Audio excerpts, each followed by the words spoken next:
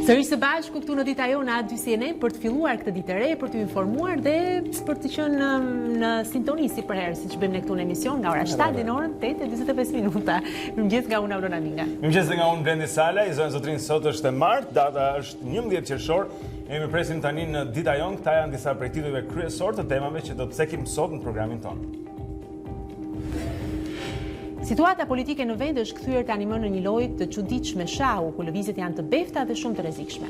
Anulimi nga ana e presidentit të datës së zgjedhjeve dhe këmbgulja e majorancës për të shkuar në zgjedhje janë tema e bisedës që do të kemi sot në studio me producenten e politikës në A2 CNN Merita Aklaj, e cila do të bashkohet me ne pak më vonë. Sot në Dita Jonë me kolegun e ekonomisë dhe të biznesit, Angelo Aruni, do të flasim për kriptomonedat, siç është Bitcoini, të cilat kanë nisur të hyjnë edhe në përdorimin shqiptar. Ka udhëzime që tregojnë se si të ardhurat në Bitcoin duhen deklaruar tek autoritetet, për cilat Angelo do të na tregojë më shumë. Ndërkohë, në të tjera lajme ekonomike mësojmë se si 18% e shqiptarëve nuk dinë se ku do t'i gjejnë të ardhurat në moshën e pensionit, si dhe do flasim pak mbi zhvillimin e atij që quhet turizmi shëndetësor në vendin tonë. Vetëm pak minuta pas njoftimit nga ana e presidentit Meta të arsyeve që e quan atë në anullimin e 30 qershorit, majoranca ka reaguar me deklaratën se brenda javës do të nisë procedurën e shkarkimit të presidentit. Kjo situatë dhëm për dhëmb është bërë shqetësuese dhe për qytetarët e papërfshirë në politikë. Për të ngritur disa pyetje mbi mënyrën se si majoranca po e menaxhon situatën e krijuar, ne kemi ftuar sot në studio zonjën Vasilika Lysi, e cila do të jetë me ne mbas pak. Shumë mirë, pra, gjithë këta të ftuar do të jenë me ne, këto tema do t'i prekim sot në program për ju, zonja e zotrin, por kemi edhe një pyetje ku duam t'ju përfshim ju në mënyrë që marrim dhe një opinion dhe një mendim nga ana juaj. Duke qenë se sot do të flasim për tematikat ekonomike, dhe një nga tema që do të trajtojmë me kolegun ton Angelo Aruni më pas, do të jetë pikërisht edhe mënyra e pensionit, pra se si njerëzit përgatiten ose afrohen drejt pensionit, shpeshherë gjenden të papërgatitur për mjaft situata. Është vërtet. Kurse, kujtohet ajo gjinka që këndon të një verë dhe në lingona në dimën pasaj që ta kërcetani. Dhe pikërisht pyetja që kemi ngritur në faqen tonë në Facebook është: a keni nisur kurseni për pensionin tuaj? Sepse me sa duket duhet filluar që hershëm, edhe atëherë kur ndoshta na duket sikur është larg, shumë larg, por që dal nga dal, pak nga pak, mbase. Po e vërtet, po shikon, nëse dikush nuk e beson, mjafton që të pyesë dikë që është më i moshuar, se çfarë duhet të bëjë dhe ke për të mësuar që pensioni asnjëherë nuk del, siç po na thon, por ndërsa në botë kanë mënyra ndryshme për të kursyer, për të investuar për moshën e tretë, ne pyesim se si situata juaj sot, e nga sa duket nga shifrat e instantit, jo aq optimiste. 18% e njerëzve as nuk din fare se ku do t'i gjejnë të ardhurat që do të duhen në moshën e tretë. Kështu që flasim pak për këtë, por duam dhe opinionin tuaj, pra mos harroni në Facebook, mund ta lini atë zonja zotrin, e mirëpresim. Mirë, shumë mirë, do të kemi mundësi ta zgjerim më tej këtë temë, po ndërkohë tani bëjmë edhe lidhjen e parë me fleshin informativ me Erion Dushin, i cili na jep informacionet e para të ditës. E kemi në lidhje të drejtë për drejtë. Mirëmëngjes Erion. Mirëmëngjes. Nuk e di nëse edhe ti ke filluar të mendosh për pensionin apo po jam zhytur në borxhe, po. Mirë, se i lan në moshën e tretë. Mirë, linja për ty atë. Faleminderit. Dje në mesditë mbërriti në Komisionin Qendror të Zgjedhjeve dekreti i presidentit për anulimin e datës së zgjedhjeve. Kreu i KQZ Klement Zguri në minutat e para dhe arsyet e tij pse nuk mund të drejtonte seancën në fjalë se dekreti i presidentit duhet të respektohet. Më pas u largua nga salla, ndërsa përfaqësuesit e shumicës vendosën që dekreti i presidentit është një akt administrativ i pavlefshëm. Partia Demokratike dhe Lëvizja Socialiste për Integrim nuk i kursyen akuzat ndaj 4 anëtarëve të Komisionit Qendror të Zgjedhjeve. Gazmend Bardhi i Partisë Demokratike tha se nuk është habish përdorimi i turpshëm që po i bëjnë detyrës disa anëtar militantë të PS në komision. Këta që marrin përsi për të shqyrtojnë dhe të refuzojnë një dekret presidencial janë eksaktësisht të njëjtët militantë që pohuan përpara gjykatës kushtetuese se kushtetuta mund të ndryshohet edhe me vendim qeverie, thot Bardhi, ndërsa Petrit Vasili i Lëvizjes Socialiste për Integrim tha se 4 anëtarët e KQZ kanë konsumuar veprën penale të puçit institucional dhe prandaj duhet të shkojnë në burg bashkë me Edi Ramën. Pas vendimit të presidentit që shfuqizoi dekretin për zgjedhjet e 30 qershorit, kryediplomatët e Bashkimit Evropian dhe ngarkuara me punë e Shteteve të Bashkuara të Amerikës zhvilluan një takim me kryeministrin dhe kreun e qeverisë Edi Rama. Burime konfidenciale nga takimi thonë për A2 CNN se prej tyre është kërkuar që të vijohet me zgjedhjet e 30 qershorit. Çdo shkelje e kushtetutës duhet hetuar, mësohet të jenë shprehur ata. Instituti i Statistikave ka publikuar të dhënat e fundit mbi tregun e punës, ku rezulton se papunësia është ulur gjatë 3 muajve të parë të këtij viti. Shërbimet dhe industria kanë hapur më shumë vende pune gjatë kësaj periudhe, teksa edhe pagat rezultojnë në rritje. Nga ana tjetër, numri të punësuarve dhe të vetë punësuarve në bujqësi është në rënje. Megjithatë, është shumë shqetësues niveli i të rinjve që nuk janë as në shkollë, as në punë. Policia britanike ka shkatëruar një bandë shqiptare që merrej kryesisht me shpërndarjen e drogës në Londër. Në pranga përfunduan 9 persona të moshës nga 19 deri në 28 vjeç, sipas asaj që raporton The Sun, shqiptarët kishin ngritur edhe një call center për të marrë porosit.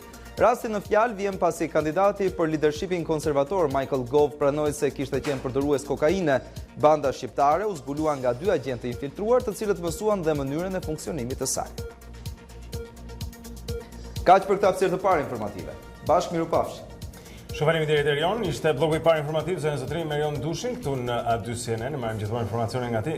Është 30 minuta më vonë takimi ynë ditë me Erionin për të marrë një tjetër blok të informimit. Tani është koha që të shikojmë se si do të jetë moti për ditën e sotme, shumë e rëndësishme dhe shumë vap. Atë ka filluar, e donin vapën, po e lusni vapën, ja ku e keni tani. Ja po jo tani. Edhe tham sapo ka filluar. Sapo ka filluar. Mëngjes juve. Mëngjes. Shikues të A2 CNN, në fakt edhe dita e sotme nuk është se sjell ndonjë ndryshim shumë të madh dhe nga çfarë kemi përjetuar një ditë më parë, gjatë gjithë ditës Shqipëria dominon nga moti i kthjellës, sërish në orë pas mesditës do të ketë zhvillim të vërënësire kryesisht në zonat malore, por shira faqshkutur do të ketë në veri dhe zonat lindore. Këto janë shira faqshkutur, pra sërish është ora nga 2 deri në ora 4-5 pas dite e cila rrezikohet nga këto rrepesha faqshkutra.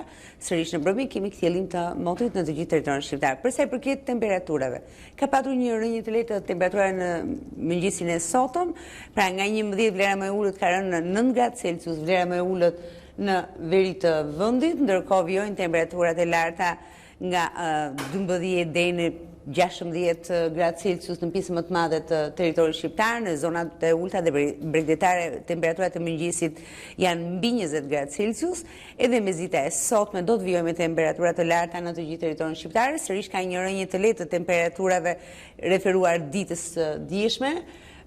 Presim në ulëtërsinë perëndimore kemi një rënje të lehtë duke shënuar 33-34 gradë Celsius, ndërsa një rënje më të ndihshme do ketë në zonat lindore, pikërisht aty ku presim dhe zhvillim të vërënësire dhe shire, ku maksimumet sërish mbeten problematike nga 26 në 29 dhe në zonat veçanta edhe 30 gradë Celsius, kjo kryesisht në zonat veri lindore. Ky është informacioni për ditën e sotme në territorin shqiptar. Shumë mirë Tanja, faleminderit. Do të kemi mundësi të marrim informacione të tjera gjatë ditës, por ndërkohë eci më tej, ku jemi tani?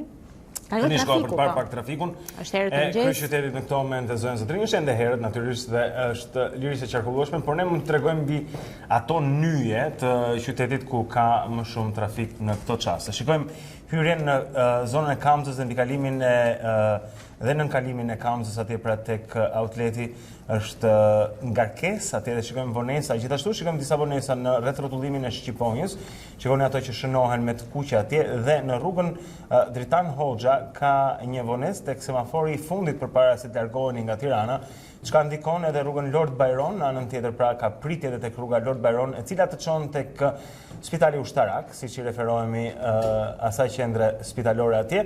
Shikojmë që rreth rrotullimi i Zoguxhit duket mirë, unaza është e qarkullueshme në të dy anët, pak pritje nëse jeni në rrugën Muhamet Gjolesha pra drejtuar drejt rreth rrotullimit të Zoguxhit. Kjo ndikon diçka edhe tek rruga e Durrësit, në semaforët atje pranë gjimnazit Qemal Stafa, do të shikoni që ka pak pritje edhe më tutje pastaj pa ngarkesë në daljen e rrugës Durrësit në sheshin Skënderbej. Kryqëzimi i 21 dhjetorit paraqitet me ngarkesë tani, sidomos nëse jeni drejtuar drejt kombinatit, pra vini nga qendra, do duhet që të prisni në semaforin e 21 dhjetorit pasi shohim që ka ngarkesë atje. Gjithashtu kjo ngarkon edhe rrugën Muhamet Gjolesha, pra unazën në drejtimin e bllokut Vasil Shanto, i cili nga ana e vet paraqitet jo keq, i tëri në të gjelbërt në këto momente të ditës. Shikojmë se rruga e Dibrës, zonën Zotrin në qendër ka ngarkesë duke nisur nga Selvia deri në pritjen, në momentin ku ajo pritet me rrugën e barikadave, ka ngarkesë pra në rrugën e Dibrës. Edhe në unazën e sipërme do të dallojmë ngarkesë tek tregu industrial dhe qendra spitalore universitare Nën Tereza, është ky moment i parë i ditës atje, i cili ngarkohet së tepërmi, dhe tek rajoni numër 4 i policisë, pra në kryqëzimin e rrugës Zinis Sako me rrugën e Dibrës, ka ngarkesë në pritje në semafor.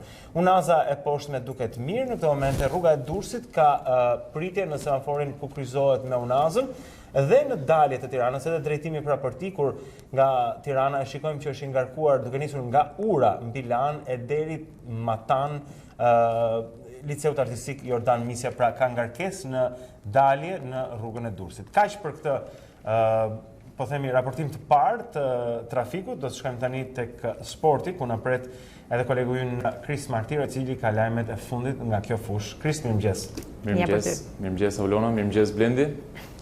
Mirë, sukses historik për përfaqësuesen e Kosovës, e cila mundi me përmbysje 3-2 Bullgarinë në transfer, të ndeshje e vlefshme kjo për eliminatorët e Euro 2020. Elbasan Rashani, futbollisti i futur në pjesën e dytë, ishte heroi i kombëtares Dardane, duke realizuar golin e fitores në minutën e 93 të takimit. Ylli Werder Bremen Milot Rashica zhbllokoi sfidën për t'i lënë vend më pas edhe Vedat Muriqit, i cili barazoi përkohësisht në 2-2. Me këtë triumf, Kosova shkon në 5 pikë në grupin A, një më pak se Çekia e vendit të dytë. Skuadra e trajnerit Çalendes nuk njeh humbje prej 14 takimesh me radhë, ndërsa për herë të parë në histori arrin të mund përfaqësuesen e Bullgarisë. Në ndeshjet e tjera të grupit A, Republika Çeke mundi 3-0 Malin e Zi, duke u ngjitur në vendin e dytë me 6 pikë. Pikërisht ndeshja e radhës në këtë grup do të jetë mes tyre dhe Kosovës, takim që do të vendosë shumë për vendin e dytë. Ndërkohë, renditja kryesohet nga favoritët kryesor nga Anglia, që numërojnë pikë të plota. Spanja mundi ndërkohë 3-0 Suedin sa i përket sfidave të tjera të kualifikueseve. Polonia fitoi 4-0 kundër Izraelit, ndërsa Maqedonia e Veriut pësoi një disfat të thellë 4-1 përballë kombëtares austriake.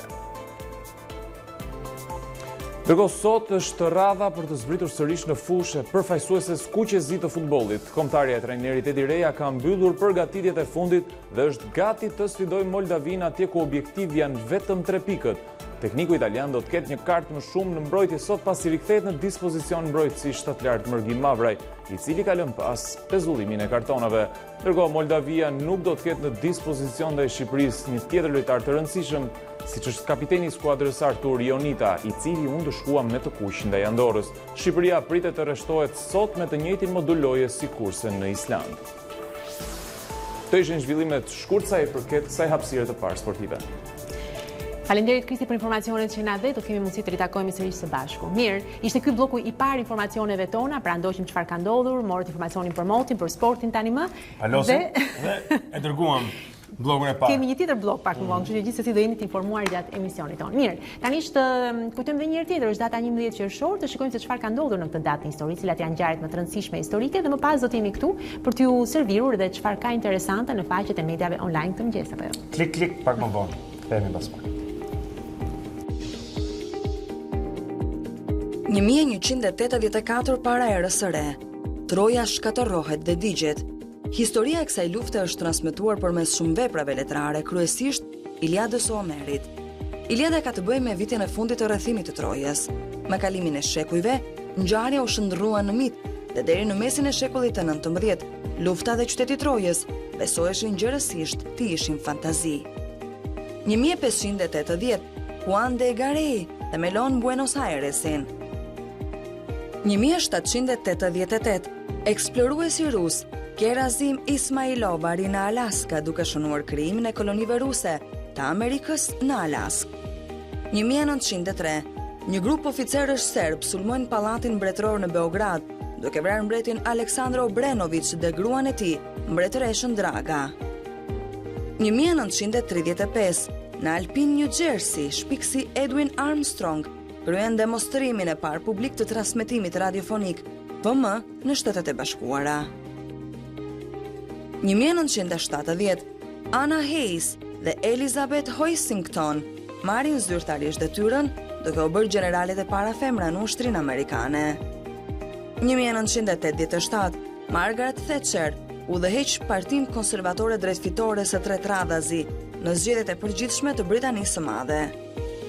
1998, më tepër se 1 milion njerëz në Sudan përballen me urinë, gjë kjo që nxit Kombet e Bashkuara të shpallin katastrofë në rajon.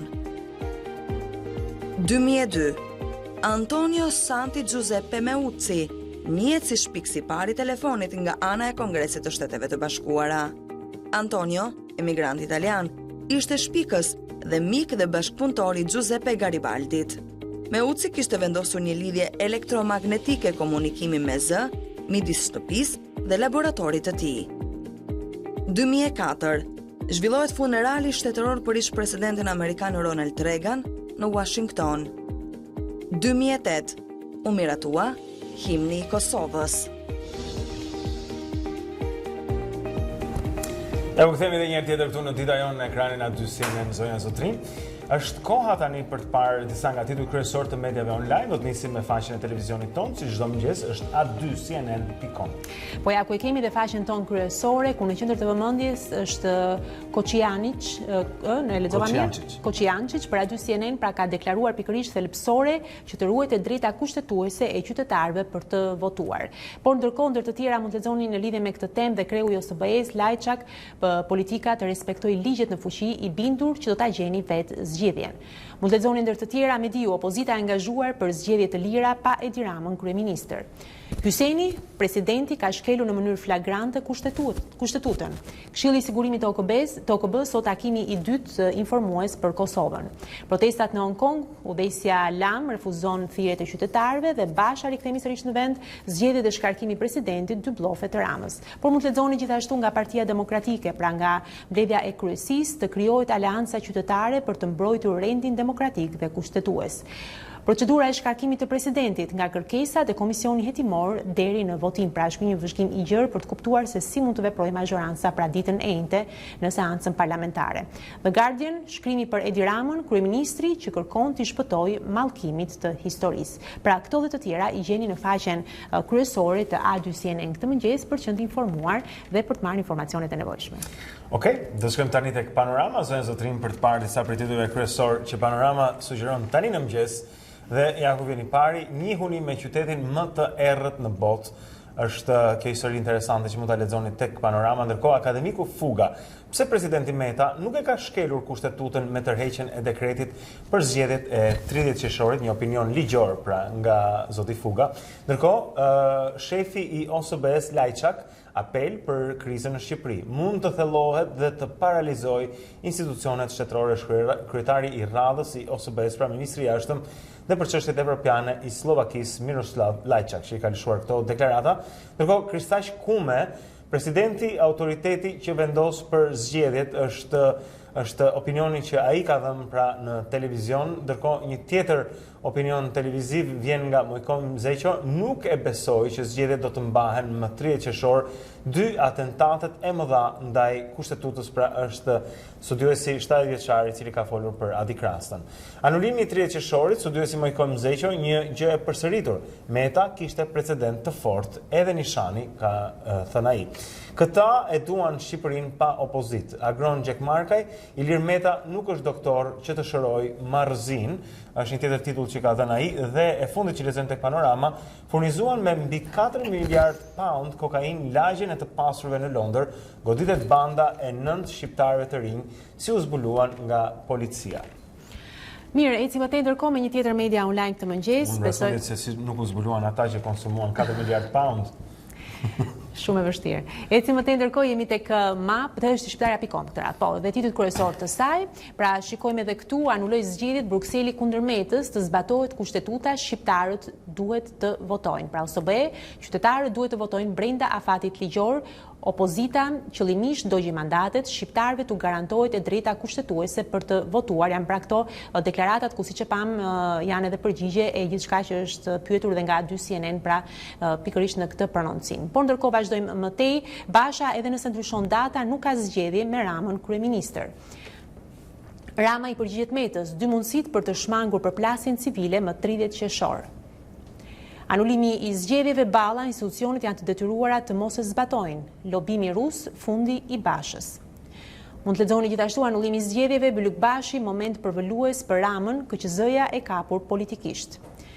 Shumica në KQZ injoron dekretin, akt nul, zguri braktis mbledhjen, duhet i bindemi presidentit. Lexojmë më tej, Shtetet Bashkuara të Amerikës, piloti humb kontrollin, helikopteri përplaset në majë të ndërtesës në New York dhe një i vdekur, por ndërkohë rikthehemi sërish tek politika shqiptare. Basha të krijojë alanca qytetare për të bllokuar fushatën e Ramës në përbashki. Mund të lexoni gjithashtu sërish pra të gjitha etapat pra në lidhje edhe me shkarkimin e presidentit, ja procedura parlamentare për të shkarkuar presidentin e Republikës. Pra këto janë titujt kryesorë që vinë këtë mëngjes tek shqiptarja.com. Ne ecim më tej. Shumë do të shkojmë tutje, shikojmë të tjerë tituj në një tjetër media, është Java News në këto çaste zonën zotrin. Deklarata e orëve të vona nga Brukseli, parlamenti është legjitim, shqiptarëve t'u garantohet e drejta për të votuar, është pra si citohet zonja Koqiančić nga Brukseli. Ndërkohë lexojmë, shefi i OSBE-s Lajçak duhet të votohet brenda afateve kohore të përcaktuara nga kushtetuta, pra shprehur ai. Anulimi i zgjedhjeve, Taulant Balla, ja se si do të formojmë rezolutën për shkarkimin e Metës. Ndërkohë, Balla gjithashtu shprehet lobimi rus i PD-s përbën fundin e Bashës, një titull që e lexuam pak më herët edhe tek shqiptare.com. Ligji, anulim të zgjedhjeve lokale, KQZ mund ta rrëzojë dekretin e presidentit. Ndërkohë nga Shkodra, Voltana Ademi, kod votoni nuk e lëshoi zyrën në 30 qershor, kam përshtypjen që e kanë perifrazuar diçka zonën Ademi në këtë titull. Ndërkohë në PS-ja dorëzon në kuvend kërkesën për mocion. Presidenti po pengon shqiptarët të votojnë, është një tjetër titull. Ndërkohë nga Mero Baze dhe të tjerë tek javanews.com mund të lexoni sikur të pranojmë marrëzinë e Ilir Metës dhe Ben Antoni shkruan lajmi më i keq ta zgjidhim vetë krizën. Është titulli i fundit që do të lexojmë te shqiptarja tek javanews.com. Mirë, ne ecim më tej, ndërkohë vazhdojmë me një tjetër media online këtë mëngjes për parë dhe kryesor të saj, jemi tek Mapo. Dhe vazhdojmë me lajmet që pasqyrojnë në këtë të përditshme. Je ulur me kolonizatorët, Dačić, Sulmon, Vlora Qitakun, ja dhe videoja pra që demonstron këtë gjë. Ndërkohë ecim më tej kur të ngel në dorë karikatura virale e KPG-ut, pra që ka të bëjë dhe me dekretimin, pra me dekretimin e datës së 30 qershor, pra të zgjedhjeve që nuk ka votime, pra ironizohet edhe vendimi i presidentit. Mbledhja e kryesisë, Partia Demokratike krijon aleancë për mbrojtjen e demokracisë. The Guardian, sulmon Ramën, qeveria që çdo muaj ka nga një skandal. Përfundon takimi i Bashës me aleatët me diu zgjedhje pa Ramën. Idrizi, dekreti i Metës ndihmon edhe Ramën, koha për zgjidhje. Ndërkohë që mund të lexojmë edhe më poshtë të tjera lajme pra që vinë pikërisht nga Mapo, Batonaxhiu, Bushati, Peleshi dhe Ahmetaj punojnë kundër Ramës. Pra është kjo akuzë e fortë që gazetari ka hedhur, ndërkohë mund të shikoni edhe nga rrezik për konflikt civil, Spiropali këshillon Metën. Ndër të tjera e rënd në Vlorë, vllai godet të vllan me shat në kokë. Dhe mund të lexoni gjithashtu banorët e Adriatikut sërish në protest, firma na prishi rrugën. Pra këto dhe të tjera mund t'i gjeni këtë mëngjes në të përditshme në Mapo, po ndërkohë ne vazhdojmë më tej. Okej, do të shkojmë tutje tani, shikojmë titull kryesor tek reporter.al në këto çaste zonë sotrin. Shqipëria zhytet në kaos kushtetues, është titulli i madh që lexojmë tek reporter.al. Pas vendimit të papritur të presidentit Ilir Meta për anullimin e zgjedhjeve të 30 qershorit, Partia Socialiste paralajmëroi shkarkimin e tij nga posti i presidentit. Shqipëria hyn në këtë mënyrë në një kaos kushtetues të paprecedent deri tani, është çfarë shquhet pra tek reporter.al. Gjithashtu lexojmë dështon për herë të katërt gjyqi i 3 gjyqtarëve të El Clasicos, janë 3 gjyqtarë të cilët akuzohen për korrupsion, mitmarrje dhe të tjera, pra gjyqi i cilëve zvarritet prej vitesh tani më dhe ndiqet nga reporter.al në raportim. Kreu i apelit të Shkodrës, Fuat Vjerdha, shkarkohet pas 2 seancash të KPK-s dhe KPK-ja shkarkon nga detyra dhe kryetaren e gjykatës së Tiranës, e cila nga dita e djeshme do të qëndrojë në shtëpi dhe nuk do të shkojë më në gjykatë këtu në kryeqytet. Gjermania rrudh shpresat e Shqipërisë dhe Maqedonisë së Veriut për hapjen e negociatave, është titulli i fundit që lexojmë tek reporter.al. Mirë, ecim më tej këtë mëngjes për të parë një tjetër media online dhe të shikojmë titull kryesor, jemi tek Monitori dhe analizat e biznesit dhe të ekonomisë. Ekonomia s'po prodhon vende pune, 15.6 mijë persona dalin nga skema e sigurimeve në 6 muaj. Emigrantët sollën 150 milion euro në 3 muajt e parë të 2019-s. Makina dhe skafet e konfiskuar nga policia kalojnë tek rezerva e shtetit, do shiten në ankand. Rritja ekonomike dhe rënja e papunësisë nuk po ndikojnë inflacionin, në maj rritja vetëm 1.5%. Paga mesatare rritet 5.9% e ndikon aktiviteti I arteve e argëtimit, bankierët më të paguarit. Eci mëtej, investimet e huaja mbeten të larta në 3 mujorin e parë. Ndërkohë mund të lexoni të tjera nga vendi, tender I ri për rrotullimin të sheshit Shqiponia. Pra me sa duket është kjo dhe deklarata që ka bërë dhe Ministrja e Infrastrukturës dhe Energjisë Belinda Balloku ditën e djeshme. Më 25 qershor hidhet në qarkullim moneda metalike 10 lek. Janë ndryshimet, pra mund të klikoni për të informuar më tepër, por ndërkohë si shikoni ka dhe të tjera analizat ekonomisë, bjeshkët e namuna, turne për turizmin e aventurës, ulet më tepër punësia në 3 mujorin e parë të vitit, ndotja e ajrit në Ballkan, po shkurton jetën me 1.3 vjet banorëve, dhe presidenti Ilir Meta sqaron arsyet e anullimit të datës së zgjedhjeve Spiropali do nisin procedurat e shkarkimit të metës, pra këto dhe të tjera janë në faqen kryesore të Monitor këtë mëngjes, ndërkohë që ne ecim më tej. Okej. Shkojmë tuti tani tek realiteti kosovar, zonë zotërin koha.net na ofron disa prej këtyre titujve. Zbehet pritshmëria nga samiti I Parisit, është e para që lexojmë tek koha.net sot. Ndërkohë kërkohet interpretim ligjor në kuvend për akreditimin e programeve studimore në Kosovë. Kushtetuesja brenda javës pritet të vendosë për çështjen e ish-punëtorëve të KEDS-s. Gjithashtu festë e madhe në Prishtinë ka të bëjë kjo pra me fitoren mbi Bullgarinë të kombëtares së Kosovës. Muriqi shpresoj të jemi arre fort për Anglinë dhe Çekinë, është një tjetër koment nga një futbollist I përfaqësueses kosovare, dhe e fundit që lexojmë, Rashica ja dedikon fitoren të gjithë kosovarëve dhe lojtarëve të lënduar që nuk morën pjesë në ndeshje. Bravo Kosova, urime për fitoren dhe Bullgarisë mbrëm. Le të shikojmë tani disa prej titujve tek CNN.com, zonë zotrin, shumë shpejt sot në mëngjes.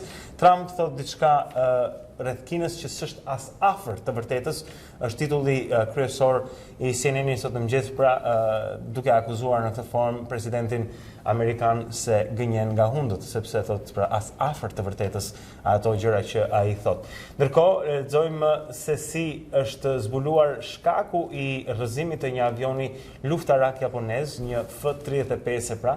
Më në fund ka edhe të dhëna se çfarë shkaktoi rrëzimin e tij. Huawei është e ka quajtur një vakum moral atë gjyq, po themi, që I është bërë në Mbretërinë e Bashkuar firmës lidhur me ofertën e saj për infrastrukturën 5G. Ndërkohë që lexojmë edhe një tjetër janë historitë e atyre që arratisen nga Korea e Veriut dhe peripecitë që kalojnë duke përfunduar edhe si sklave seksi në pjesën tjetër të botës në Kinë. Në fakt është në krahun e djathtë lart të faqes. Dhe gjithashtu mund të shikoni në qendër atje është një nga kishat, të paktën në Çeki kam parë një të tillë, por flitet për kishën e ndërtuar me 40.000 skelete humane, pra janë 40.000 skelete njerëzore të cilat kanë ndërtuar një kishë. Mund të gjeni më shumë lidhur me këtë histori mjaft interesante në qendër të faqes tek CNN.com dhe gjithashtu edhe mbi ikonën e re të, po themi, peizazhit të Dubait, një ndërtesë në formë unaze, një farsoj, një gjë ovale shumë interesante dhe shumë e veçantë, e cila do të shënoj tani mbrapa edhe, po them, panoramën që ofron ky qytet. Bukur, shumë mirë, pra ju bëm edhe në një panoramë të gjithë informacioneve që vinë si brenda dhe jashtë vendit, kështu që besoj ju informuam siç duhet. Pastaj ngelet ju të klikoni, por ne ju sugjerojmë gjithsesi A2CNN në shfaqja më e mirë që mund të ekzistojë për momentin. Okej, në rregull, mirë. Ecim tani, ju japim një tjetër panoramë, një tjetër këndvështrim nga gjithë bota nëpërmjet fotot. Sa e bukur kjo, po. Ky do të quhet Muzeu I së Ardhmes dhe ndoshta është një ikonë e re e infrastrukturës botërore. Po shikosh brenda saj, gjithçka është e menduar në një formë futuriste, mund të shikosh edhe shkrimet në arabisht, cilat shënojnë muret e kësaj godine, por ideja është që është një interpretim pra I ri mbi skenën e Dubait, jo më aq I lartë, por në një formë shumë tërheqëse për syrin, diçka që nuk është parë deri tani. Me vërtet them I përshtatshëm për titullin që do të mbaj Muzeu I së Ardhmes në Dubai. Po vetëm në Dubai mund të ndodhi këto gjëra.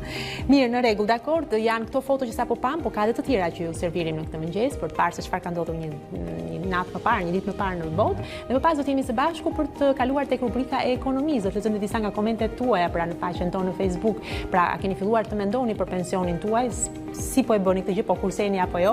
Na shkruani në faqen tonë, do të lexojmë disa komente shumë interesante që kanë. Edhe çfarë thonë Alona që truri njeriu ka një prirje që të mos shkojë atje ku ku pret që të mos marri lajme të mira. Pra ti, truri ka një veçantë i shmang lajmet e këqija. Dhe kur pret për shembull që diçka të mos jetë aq e mirë, thjesht e heq vëmendjen dhe kështu shumë njerëz, përfshir mua dhe ndoshta edhe të tjerë, e lëm pezu për vite me radhë menduarit për një pension. Duke sikur s'do vi asnjëherë, po që vjen, thonë që vjen një moshë, fillon dhe mendon pastaj çfarë do bëhet. Vjen një moshë, fillon Kështu që duhet marr masa gjithsesi sa jeni akoma në kohë. Dakor. Po, ndjekim fotot dhe më pas do të jemi me Angela Runin këtu në studio.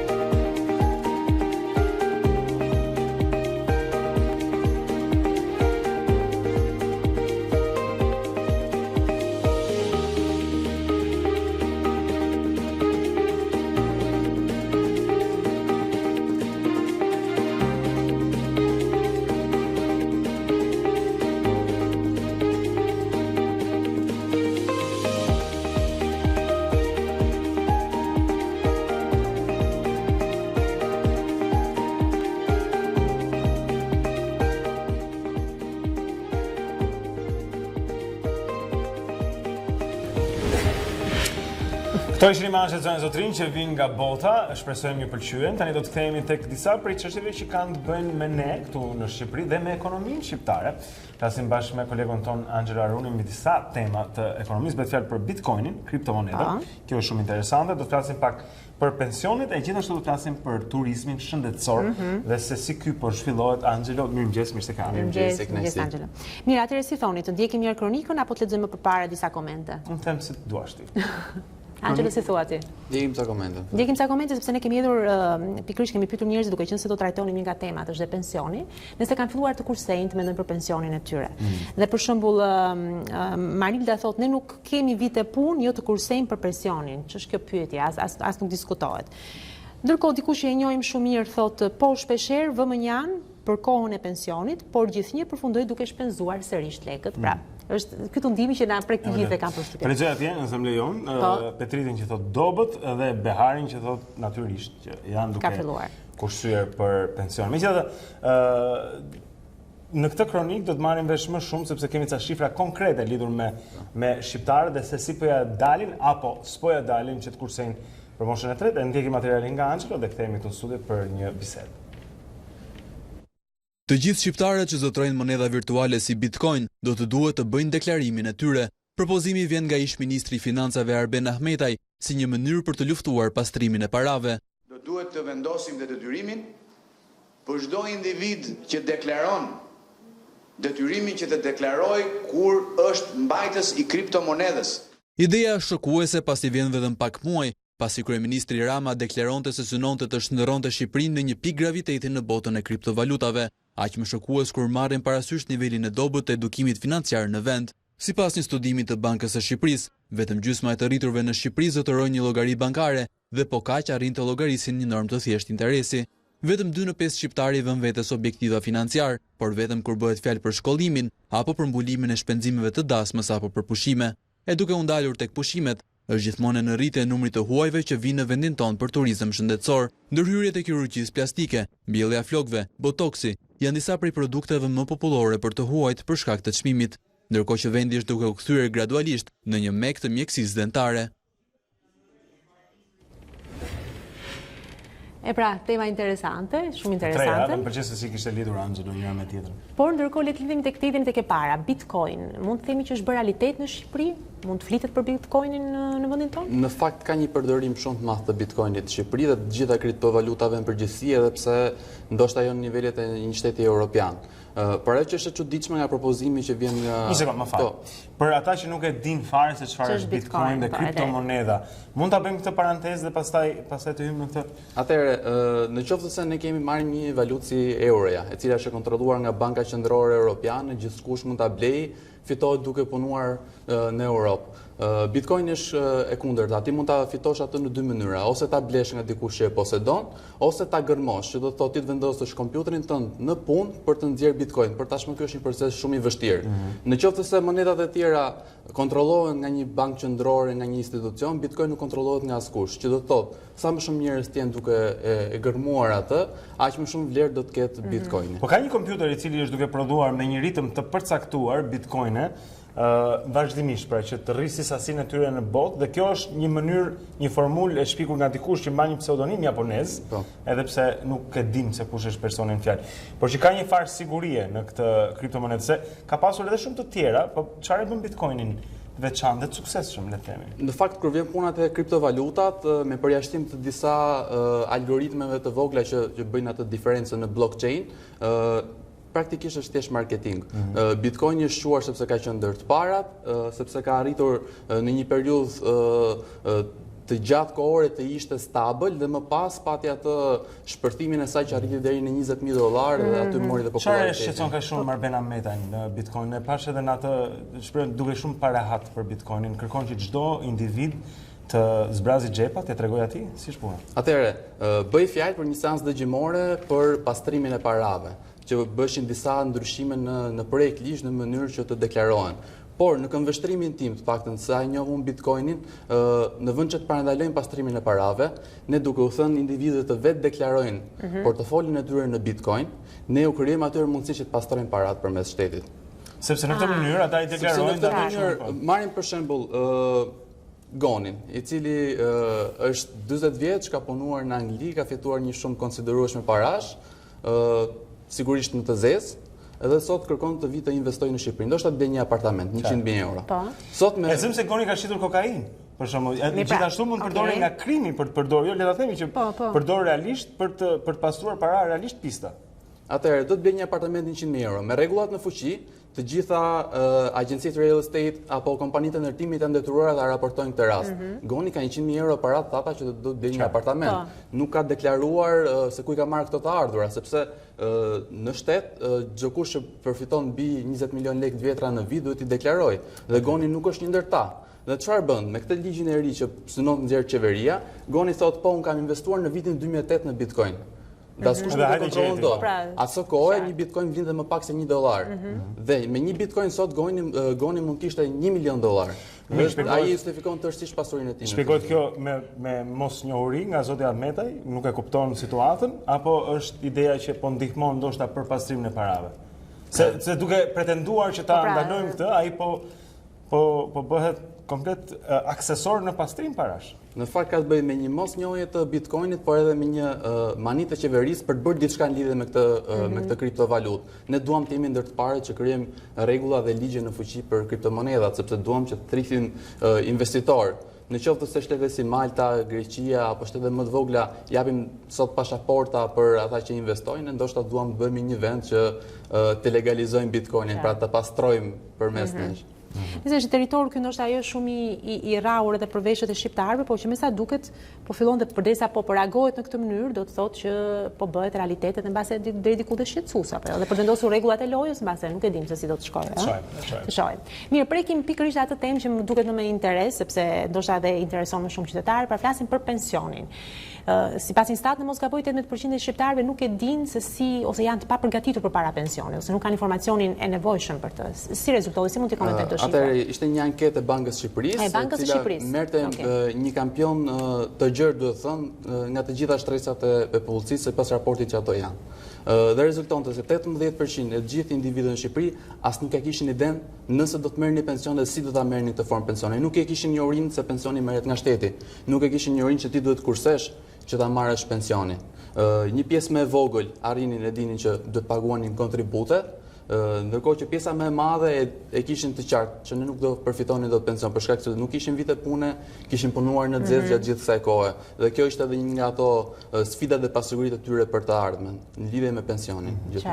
Pra interesante edhe kjo. Shumë njerëz që kanë punuar për vite me radhë në xhez edhe që rrezikojnë shumë. Kjo është pastaj shumë vërtet do të them me përbarr në shoqërinë në një pikë caktuar kur do të ketë një program për ndihmën e se ma merr mendje nuk i lën këta pensionistë kur të jenë 60-70 vjeç pas një lloj të ardhurë që të mbeten ashtu. Në fakt është një problem shumë shqetësues dhe janë numra shumë të mëdhenj.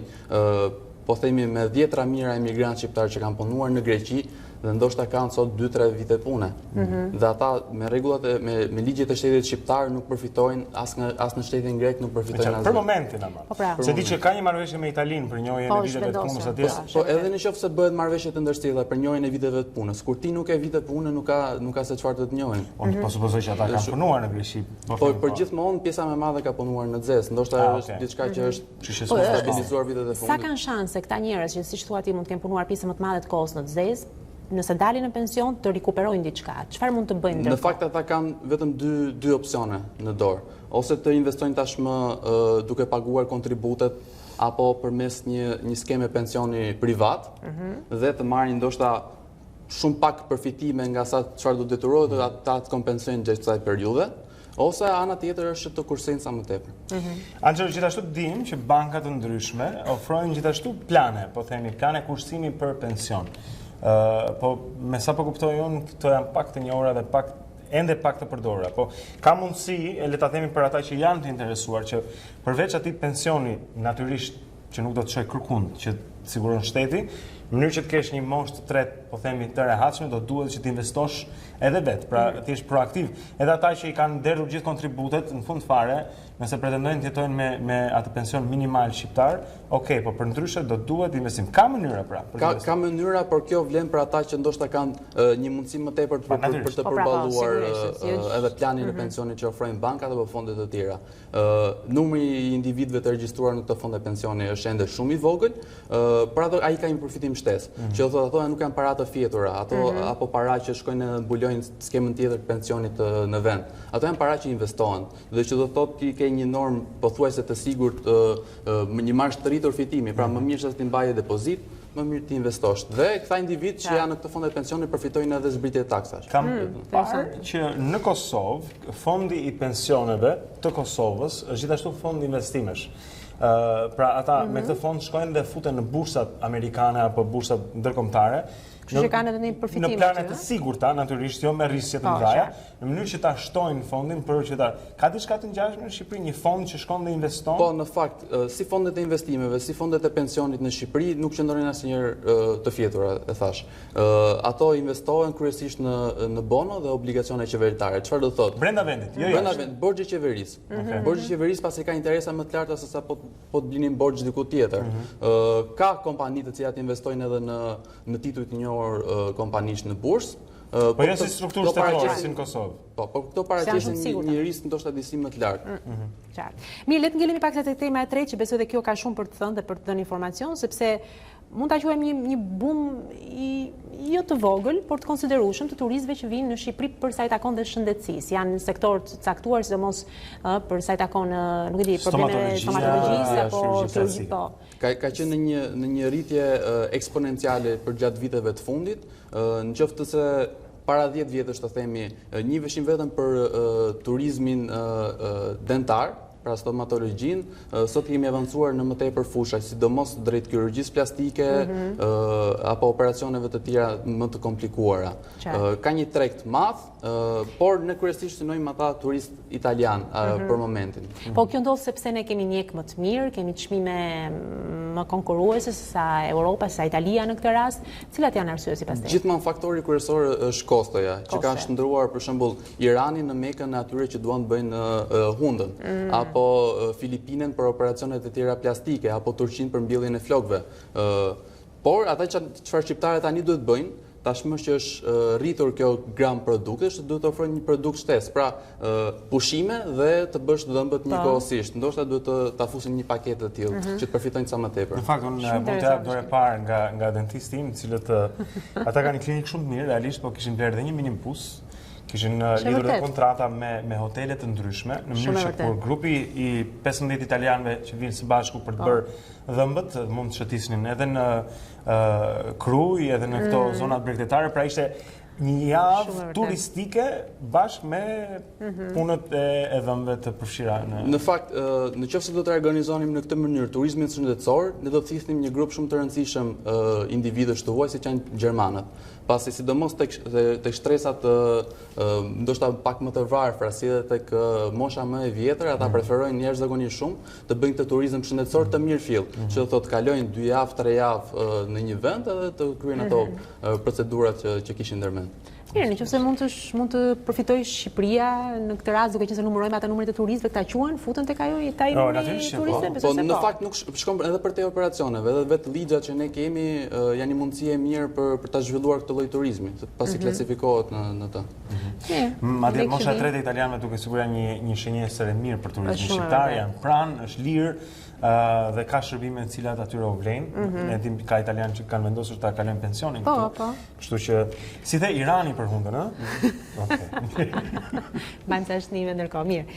Dakor, këto ishin tema që kishim menduar të diskutonim me Angela sot. Angela, faleminderit që ishe me ne. Si gjithmonë. Okej, bukur. Shumë mirë, zonë zotrinja, ku dëgjuam edhe këtë rubrikë ekonomike, siç e kemi të martave me Angela Aronin këtu në programin ton. Tani do të shkojmë të lidhemi edhe një herë me redaksin e lajmeve këtu në dyqesin ku na pret kolegu Erion Dushi me bllokun e tij të dytë informativ për këtë mëngjes. Në një moment do të arrim lidhjen ja ku është Erion. Erion, edhe një herë mirëmëngjes, linja është për ty. Faleminderit. Lulzim Basha vazhdon të mos e heqdor nga slogani asnjë hapaz dhe në të përveç datës së zgjedhjeve ka shtuar edhe pamundësinë e shkarkimit të presidentit.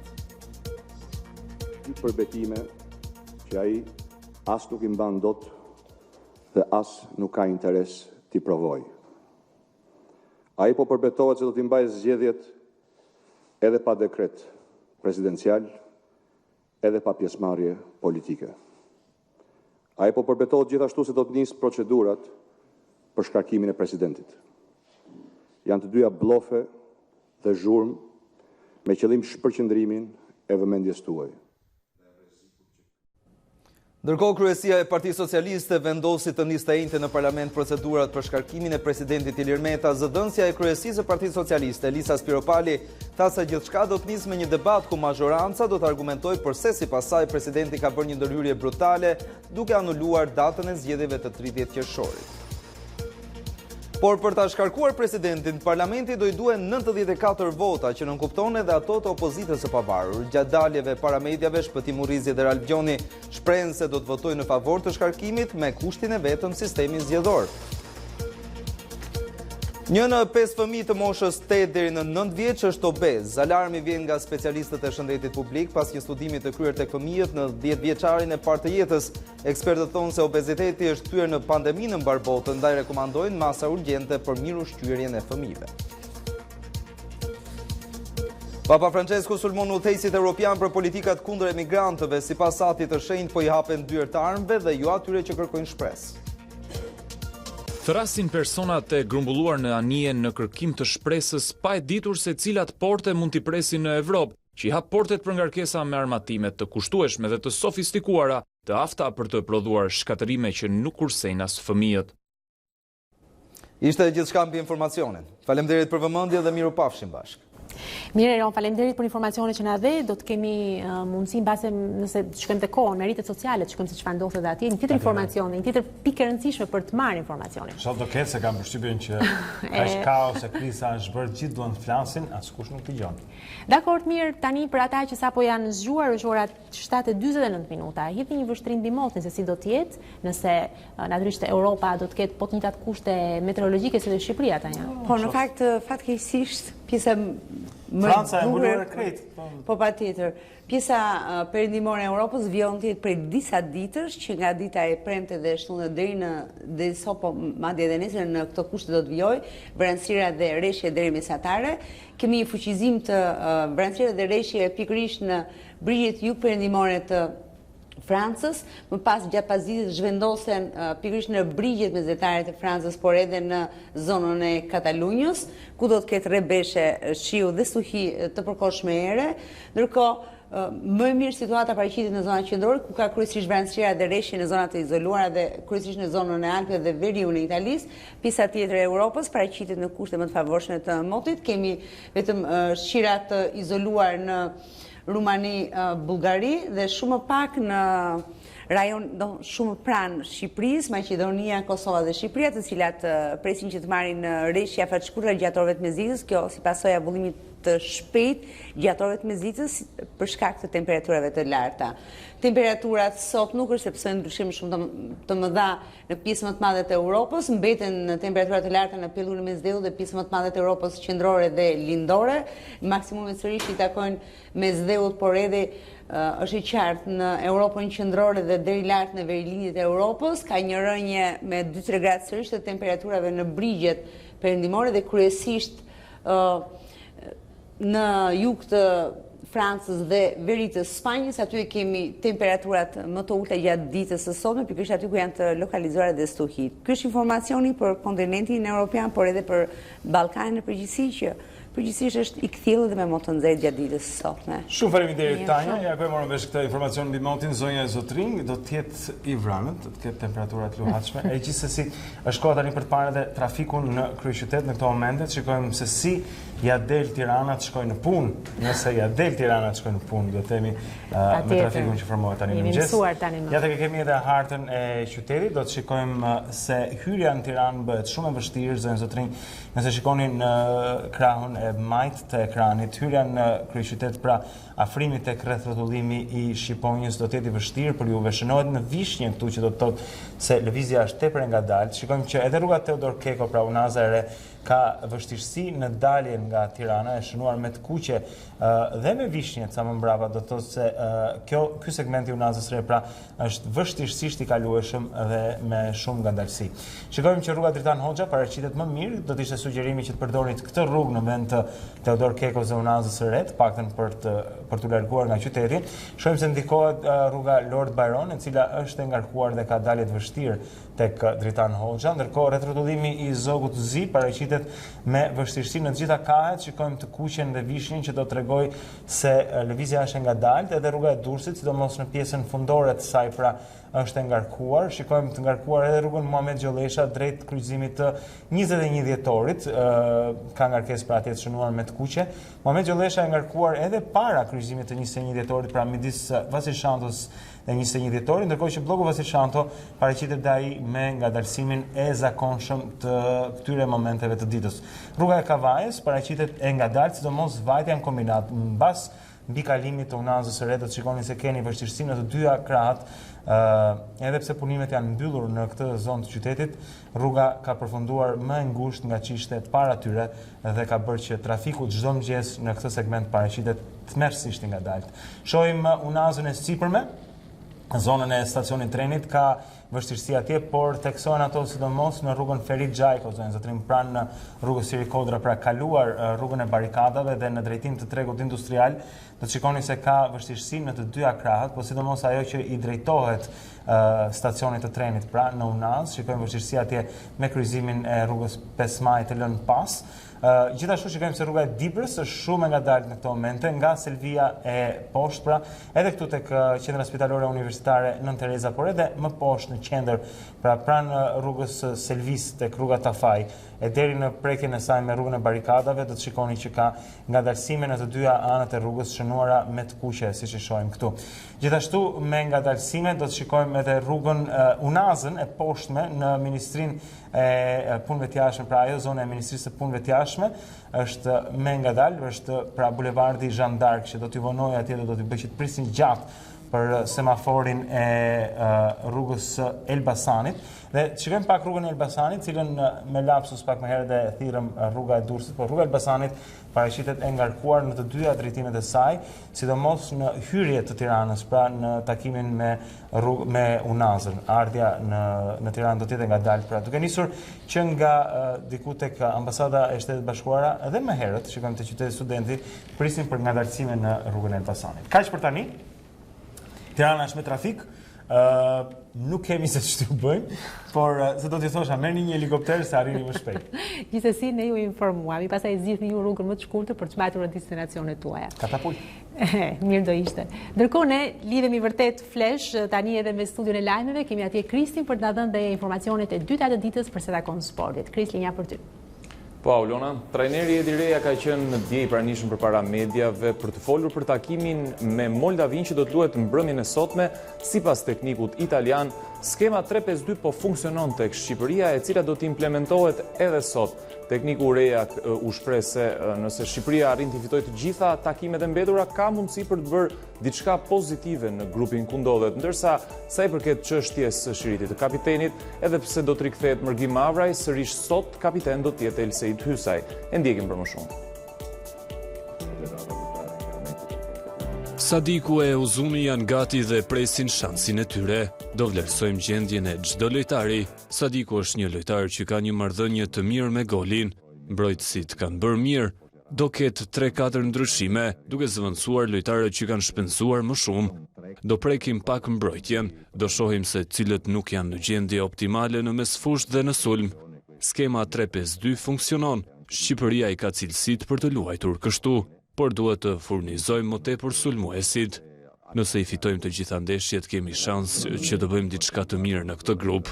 Eliminatoret janë ende të gjitha për të luajtur dhe ne do të provojmë deri në fund. Nuk ka çështje për kapitenin. Mavraj mban shiritin nëse është në fushë, në të kundërt kapiten është Hysaj. Kjo është diçka e vendosur. Këtë herë kapiten do të jetë Hysaj. Kemi nevojë të bëjmë një paraqitje të mirë dhe të fitojmë. Nëse ndodh kjo, do ishte super në aspektin moral. Fitoria na ndihmon shumë për të vazhduar në rrugën e duhur. I pranishëm në konferencën e djeshme ishte edhe kapiteni i kombëtares shqiptare Elseid Hysaj, i cili kërkon mbështetjen e tifozëve për takimin e sotëm ndaj Moldavis. Hysaj u shpreh gjithashtu që duhet durim për kombëtaren pasi skuadra po e nis të gjithë punën me trajnerin e ri Edi Reja nga zero. Ndjekim edhe Elseid Hysajn. Duhet kohë për të vurë, si thojmë, çdo ditë më shumë nga një shkallë, sepse do të fillojmë edhe herë nga zero, që ta krijojmë këtë skuadër si ishte dikur, që jemi një grup më kompakt, jemi një skuadër me identitet, se këtë identitet që punojmë trajneri, thjesht duhet kemi kohën e duhur që të punojmë dhe me kohën do shohim zhvillimin tonë. Çdo kush besoj ka qejf si të kapiten dhe kjo është një ëndër që për mua po realizohet. Ne jemi një skuadër që luajmë për kombin tonë dhe për tifozat tonë, sepse gjithmonë ka në Shqipëria me gjithë tifozat afër që na kanë dhënë shumë zemër, sepse ne jemi një kombëtar që sa më shumë tifozat kena rreth stadiumit, aq më shumë zemër na hapin dhe neve që të shkojmë përpara për të luajtur. Do të mbetemi sërish tek Elseid Hysaj, nuk do të flasim për futboll, por për jetën e tij luksoze. Kapiteni Kuqezi është parë në konferencën për shtyp me një ndër orët më luksoze në glob. Bëhet fjalë për një orë të markës zviceriane Audemars Piguet me flori të bardhë dhe diamant që kushton rreth $190.000. Elseid Hysaj është një nga mbrojtësit e djathtë më të mirë të serisë A italiane, ndaj paga për 1.6 milion eurosh në sezon ja mundson fare thjesht një luks të tillë.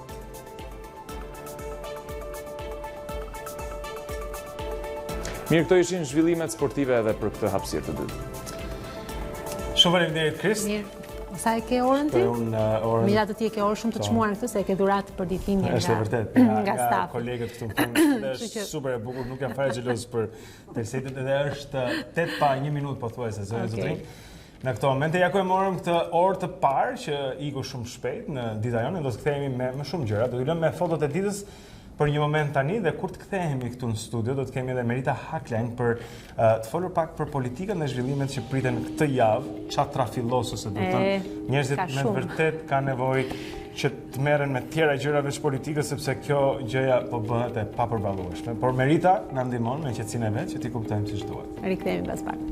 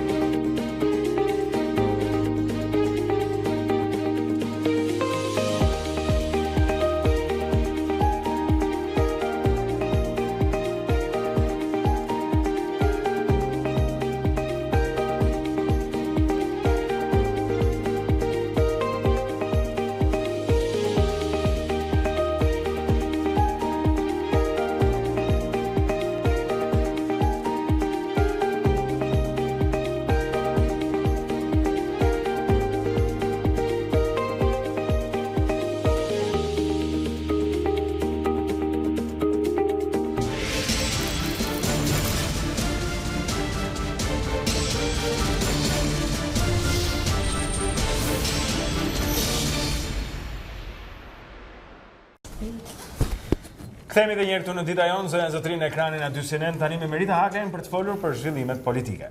Shumë mirë, kemi shumë për të diskutuar, vim nga një ditë e cila ka pas mjaft tension, me thënë vërtetën, nisëm që në orën 8 dje në mëngjes ku ndoqëm drejt për së drejti edhe deklaratën e presidentit Meta për anullimin e datës së zgjedhjeve. Dua Merita të kuptojmë sepse vërtet nuk po kuptojmë asgjë. Ne në fakt e kemi hedhur si opsion her pas here ku bisedat tona, kemi thënë mos ndoshta presidenti mund ta bëjë këtë gjë, deri diku na dukesh gati si e pamundur, por ja që ndodhi dhe jemi në këtë situatë tani. Si ta lexojmë presidentin? Kjo është çështja. Dje, në fakt, pas deklaratave dhe argumentimeve të kreut të shtetit lidhur me vendimin e tij për të dhënë edhe një herë mundësi partive politike për të diskutuar, për të ulur dhe për të caktuar një datë tjetër zgjedhjesh, sepse sot jemi pa një datë tjetër zgjedhjesh. Tentuam të shkëputnim presidentin e Republikës nga e shkuara e tij politike, nga kryesimi i Lëvizjes Socialiste për Integrim, pra si një president republike me kompetencat e tij kushtetuese dhe në situatën aktuale që po kalon vendi.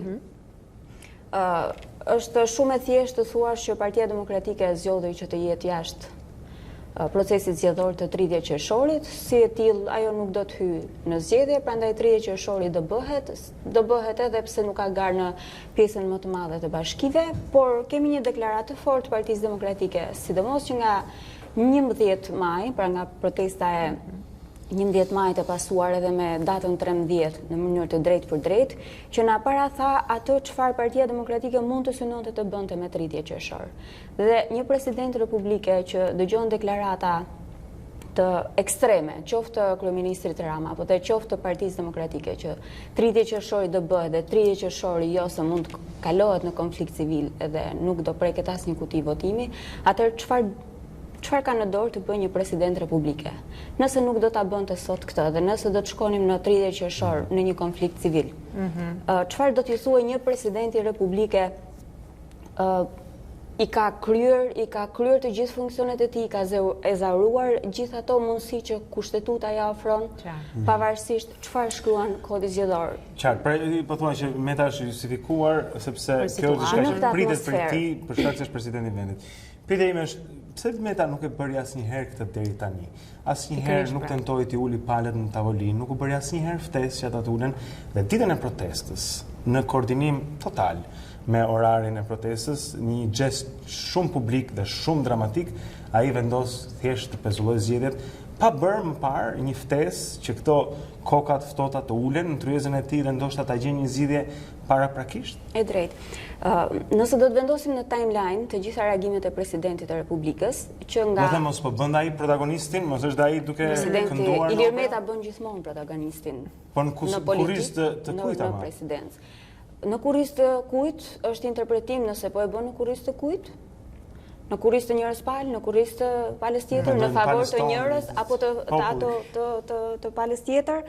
Megjithatë, nëse vendosim në timeline të gjitha reagimet e presidentit, që ai vendoset edhe vetë her pas here, kemi deklaratën e tij të fortë të parë që do sakrifikonte edhe veten.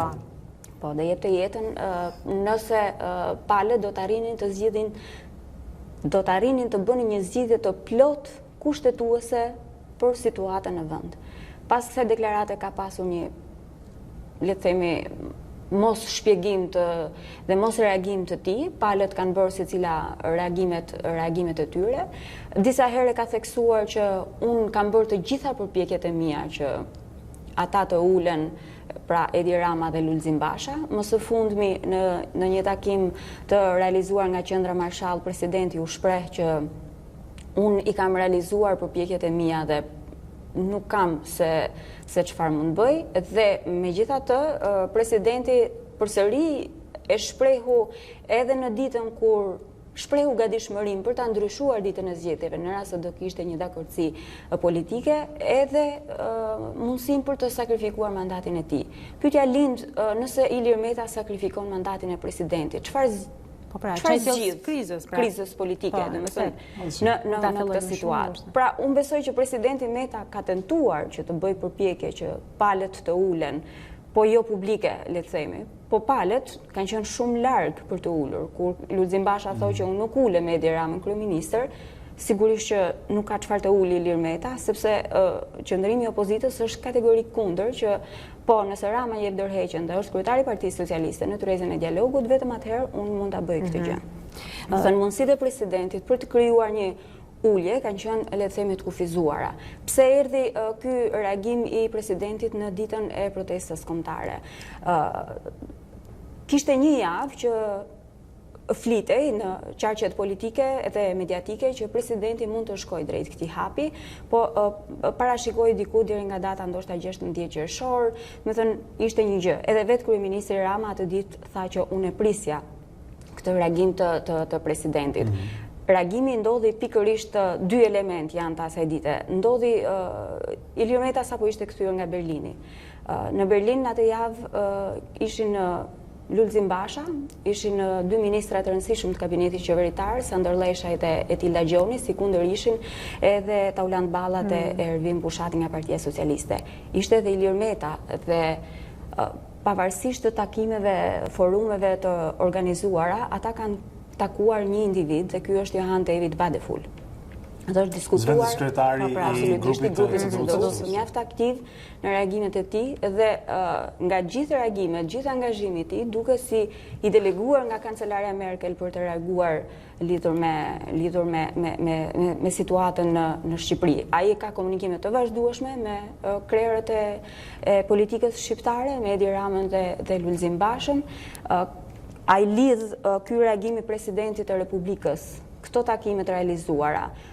Takimet të posaçme kanë qenë me ministrin Leshaj dhe me ministrin e drejtësisë Dita Jonë, jo me kreun e grupit parlamentar socialist Tauland Balla.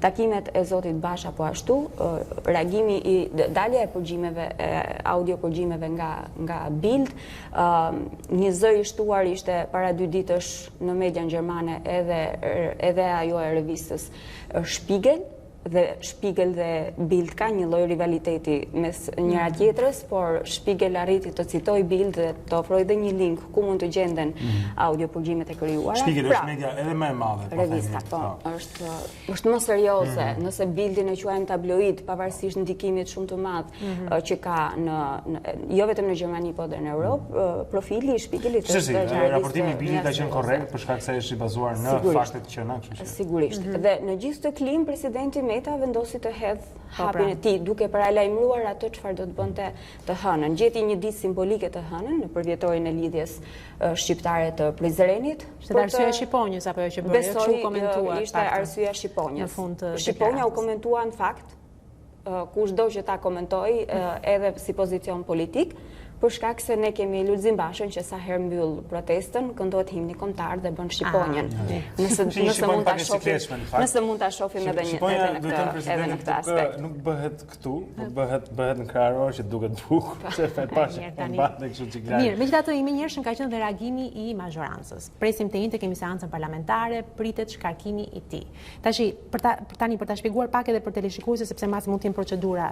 Duhet të ketë 94 vota pra deputet pro kësaj iniciative, në të kundërt çfarë ndodh?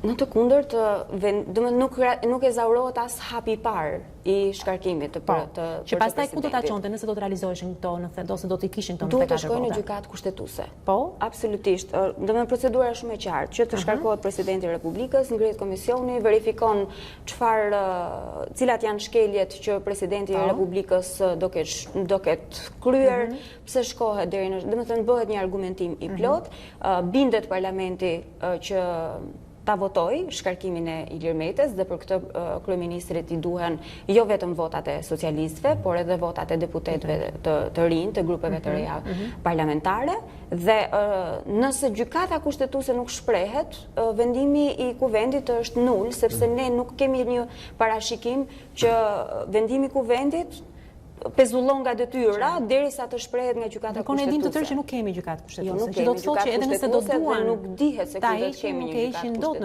në fakt në ligjërisht në hapa ligjor do të thuash?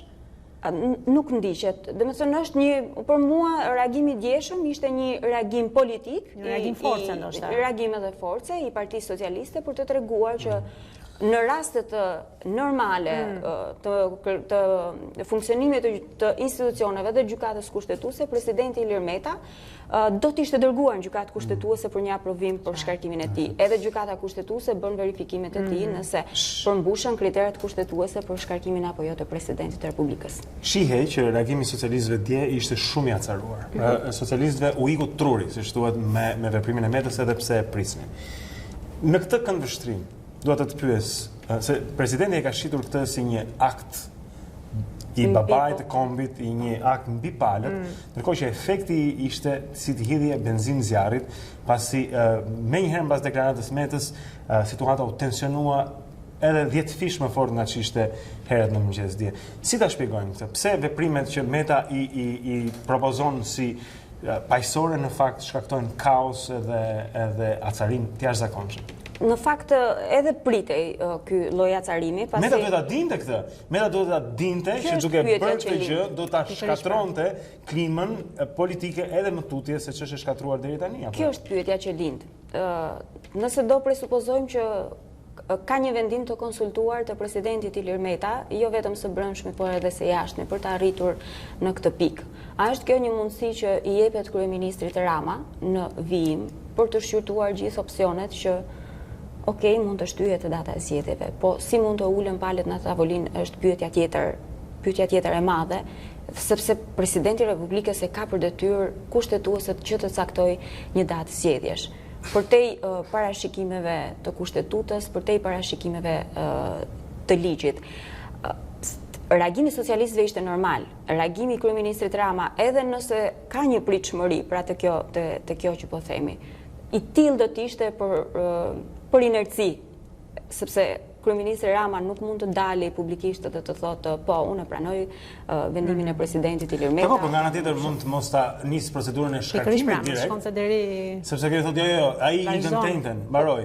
Interpretimet janë ndryshme. Domethënë mund të nisë procedura e shkarkimit dhe procedura e shkarkimit mund të nisë sepse ti e ke të parashikuar qartë dhe e ke shumë të qartë që kjo procedurë nuk do të finalizohet të paktën për muaj të tërë derisa gjykata kushtetuese të funksionojë, edhe në rast se në kandidatët që janë në proces për antarë të gjykatës kushtetuese, 3 do t'i zgjedh presidenti i Republikës vet dhe 3 do t'i zgjedh Partia Socialiste, pra votat nuk do t'ishin kaq të sigurta nga ana e mazhorancës për të konfirmuar. Gjithsesi, sërish për shkak të reformës në drejtësi do të ishin 6 antarë të gjykatës kushtetuese me integritet të vetuar në të 3 rrafshet profesional të pasurisë dhe të integritetit, dhe renditja do të vinte nga Këshilli i Emërimeve në drejtësi, po një organ i ri.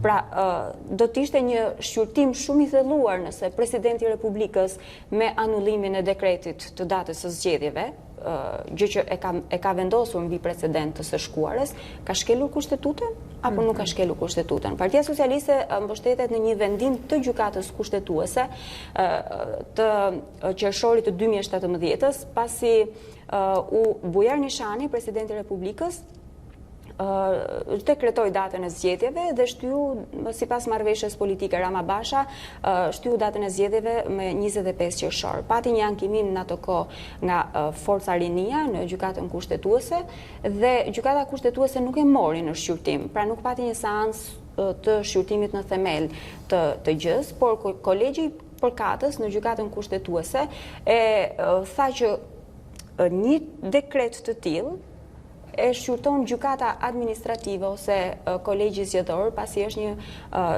një akt individual i presidentit.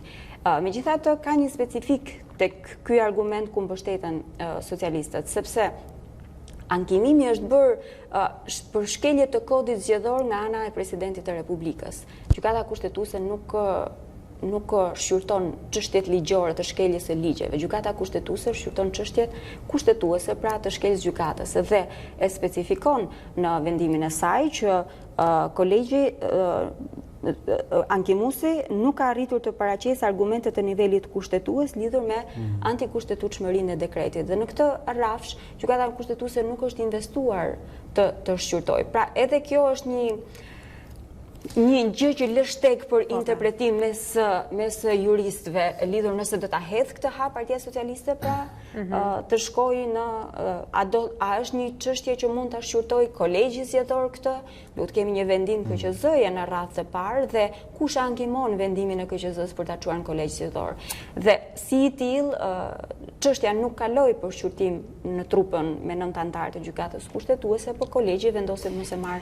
Në fakt janë gjëra kaq teknike saqë po imagjinoj një televizionist që na ndjek në këtë moment dhe që na dëgjon dhe që do gjërat më të thjeshta, do të kuptoj çfarë ndodh në këtë vend, si mund të ecë përpara, si t'i kthehet normalitetit.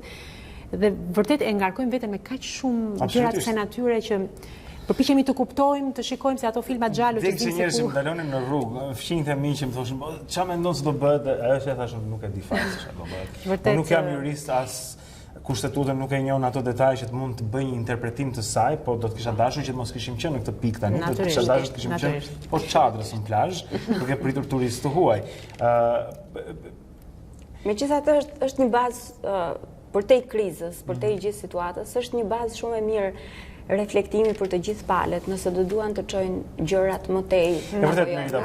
Me gjykimin tënd, edhe duke eksploruar mundësitë e zgjidhjes, por edhe duke i përshtatur në legjislacionin tonë. Pasi ne vërtet e kemi parashikuar në kushtetutë shumë qartë edhe në kohë zgjedhor çfarë ndodh me kuvendin, por këtë parashikimin për zgjedhjet vendore kanë lënë vetëm në kodin zgjedhor dhe jo në kushtetutë. Dhe ky është hendeku që palët tani e kanë kuptuar që si se kemi specifikuar këtë situatë edhe në kushtetutë për kodin, sepse flitet për zgjedhje çdo 4 vjet dhe jo në fund 4 viteve. Çdo 4 vjet mund të interpretohet edhe deri në fund të dhjetorit. Për shembull, deri në fund nëntorit. Një gjë më është ende e paqartë për të ardhur në fund të kësaj bisede.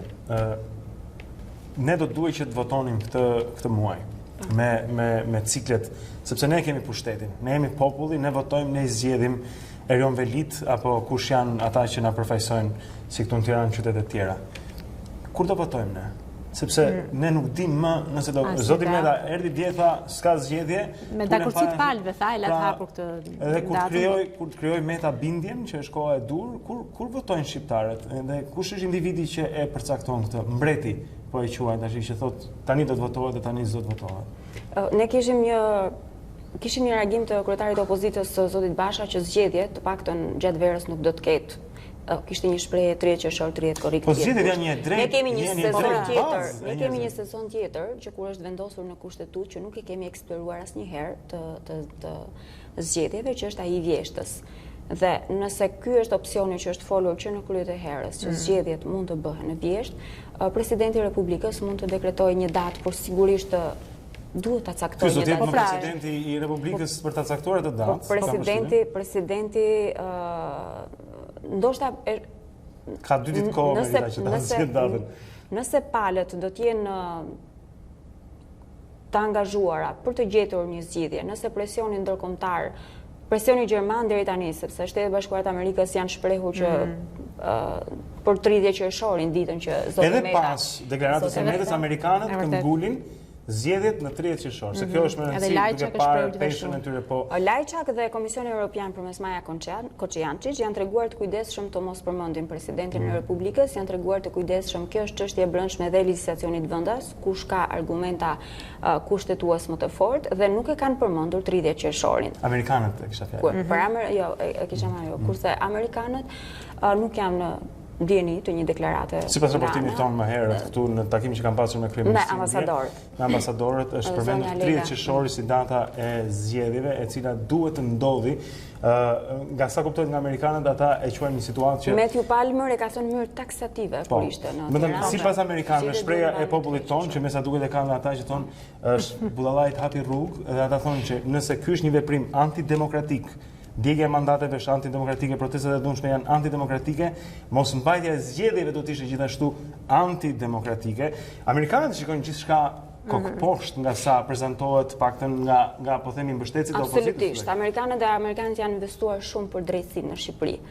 Janë autorë të reformës. Janë autorë të reformës në drejtësi, pavarësisht se bëjmë 3 vjet nga miratimi i reformës kushtetuese dhe sot nuk kemi institucione të drejtësisë.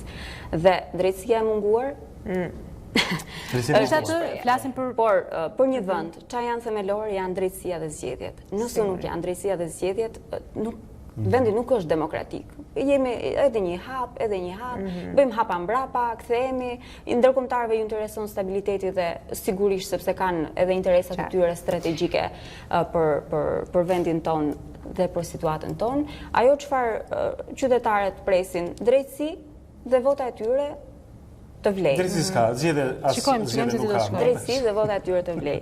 Kjo është pika ku jemi, se si do ta zgjidhim. Shikojmë, kemi edhe të njëjtën në fakt.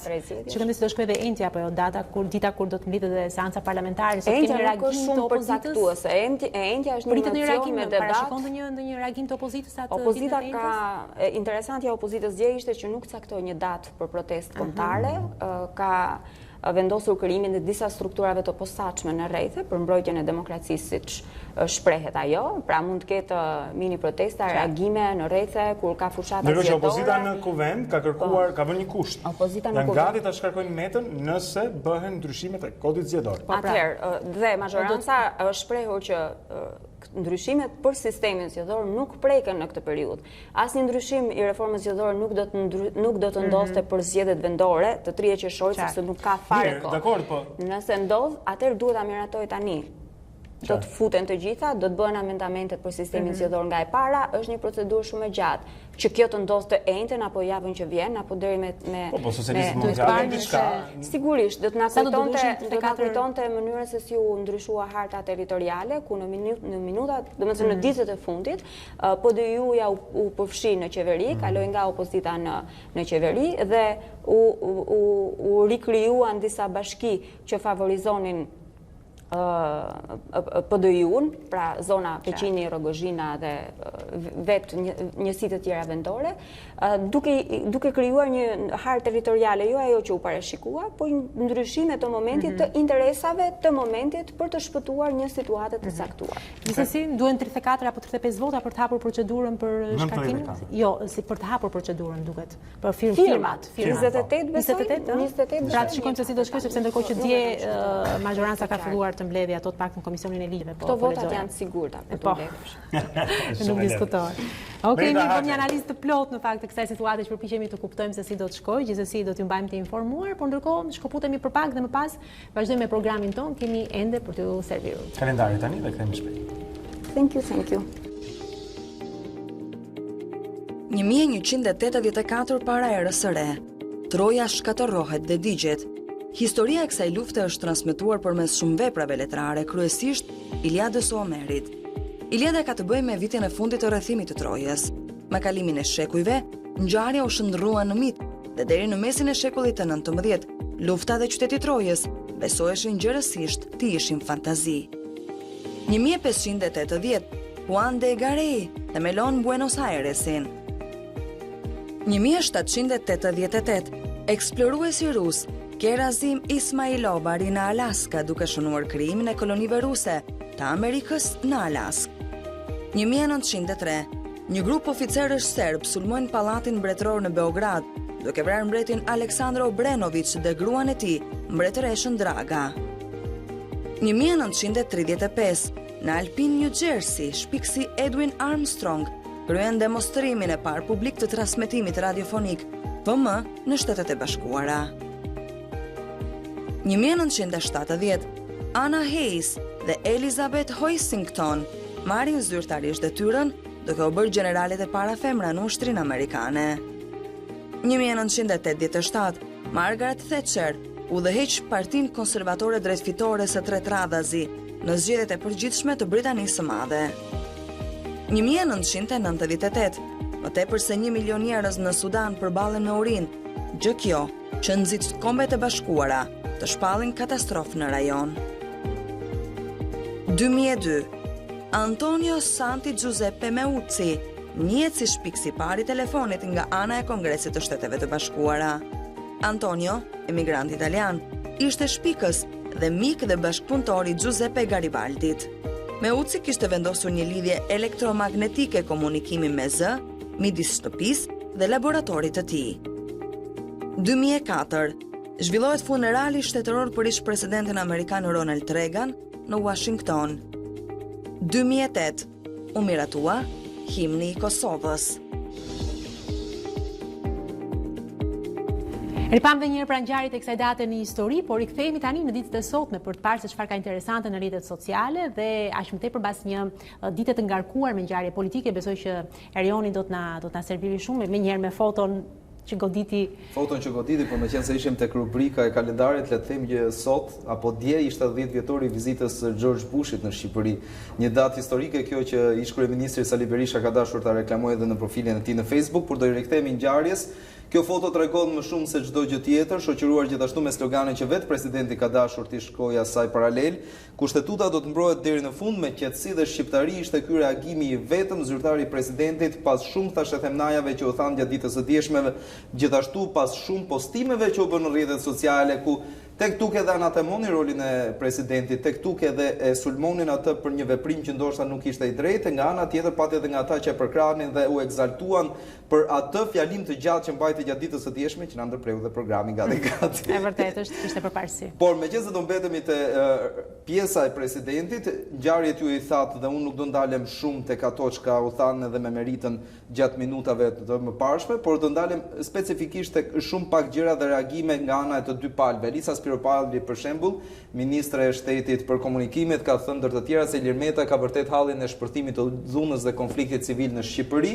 Ishte ky reagimi menjëhershëm, po e kishte dhe ka shumë të thjeshtë, të le të bind Monikën të mos hakërrehet dhe Saliun të mos ndërsej lulin rrugëve deri më 30 qershore, ja ku e shpëtoi Shqipërinë. Ishte ky reagimi i ministres së shtetit, por ne do ndalemi tani pak te Ojert Bylykbashi, i cili ka dashur të kapet me reagimin e 4 anëtarëve të Komisionit Qendror të Zgjedhjeve, ku le ta themi Partia Demokratike historikisht i ka sulmuar këta 4 anëtarë duke thënë që janë që të 4 militantë të Partisë Socialiste dhe askush nuk shërben në të drejtë të demokracisë apo asaj që i bën mirë një sistemi zgjedhor në Shqipëri, sikurse ky komision ka të drejtën legjitime që ta mbrojë.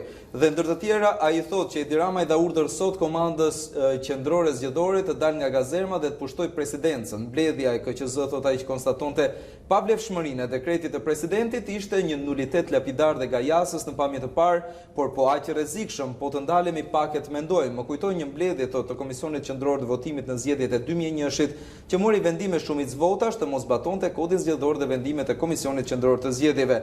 Sot ata 4 militantë të Partisë Socialiste në KQZ që flisin me urdhër të Edi Ramës, thotë Bylykbashi, provuan sepse kjo KQZ me koncept politik duhet shkrirë përfundimisht dhe me foto ai ka dashur të shpjegoj dhe se si zgjidhen anëtarët e Komisionit Qendror të Zgjedhjeve, ku pika 2-14 thotë se 2 anëtarë propozohen nga partia që ka numrin më të madh të vendeve, nga partitë e shumicës parlamentare dhe 2 anëtarë nga partia e opozitës parlamentare që ka numrin më të madh të vendeve në kuvendin e Shqipërisë. Por tani ne jemi përpara këtij fakti, ata e thanë dje vendimin e tyre që dekretimi i dekretit të mëparshëm marrë në nëntor nga ana e presidentit ishte një akt administrativ jo i vlefshëm. Do ndalemi tek reagimi që erdhi nga ndërkombëtarët, ne dim nga lajmet që përfaqësitë e huaja në Shqipëri i kanë thënë dje kryeministrit që të vazhdojë me zgjedhjet e 30 qershorit duke i dhënë kështu zemër një fushate që ai ka nisur dhe do të shkojë deri në fund. Nga ana tjetër, kryetari i radhës së OSB-s Miroslav Lajçak shpreh shqetësimin për situatën në Shqipëri dhe ai u bën thirrje udhëheqësve politik të vetë përmbahen dhe të respektojnë legjislacionin në fuqi si dhe rolet e institucioneve demokratike përkatëse.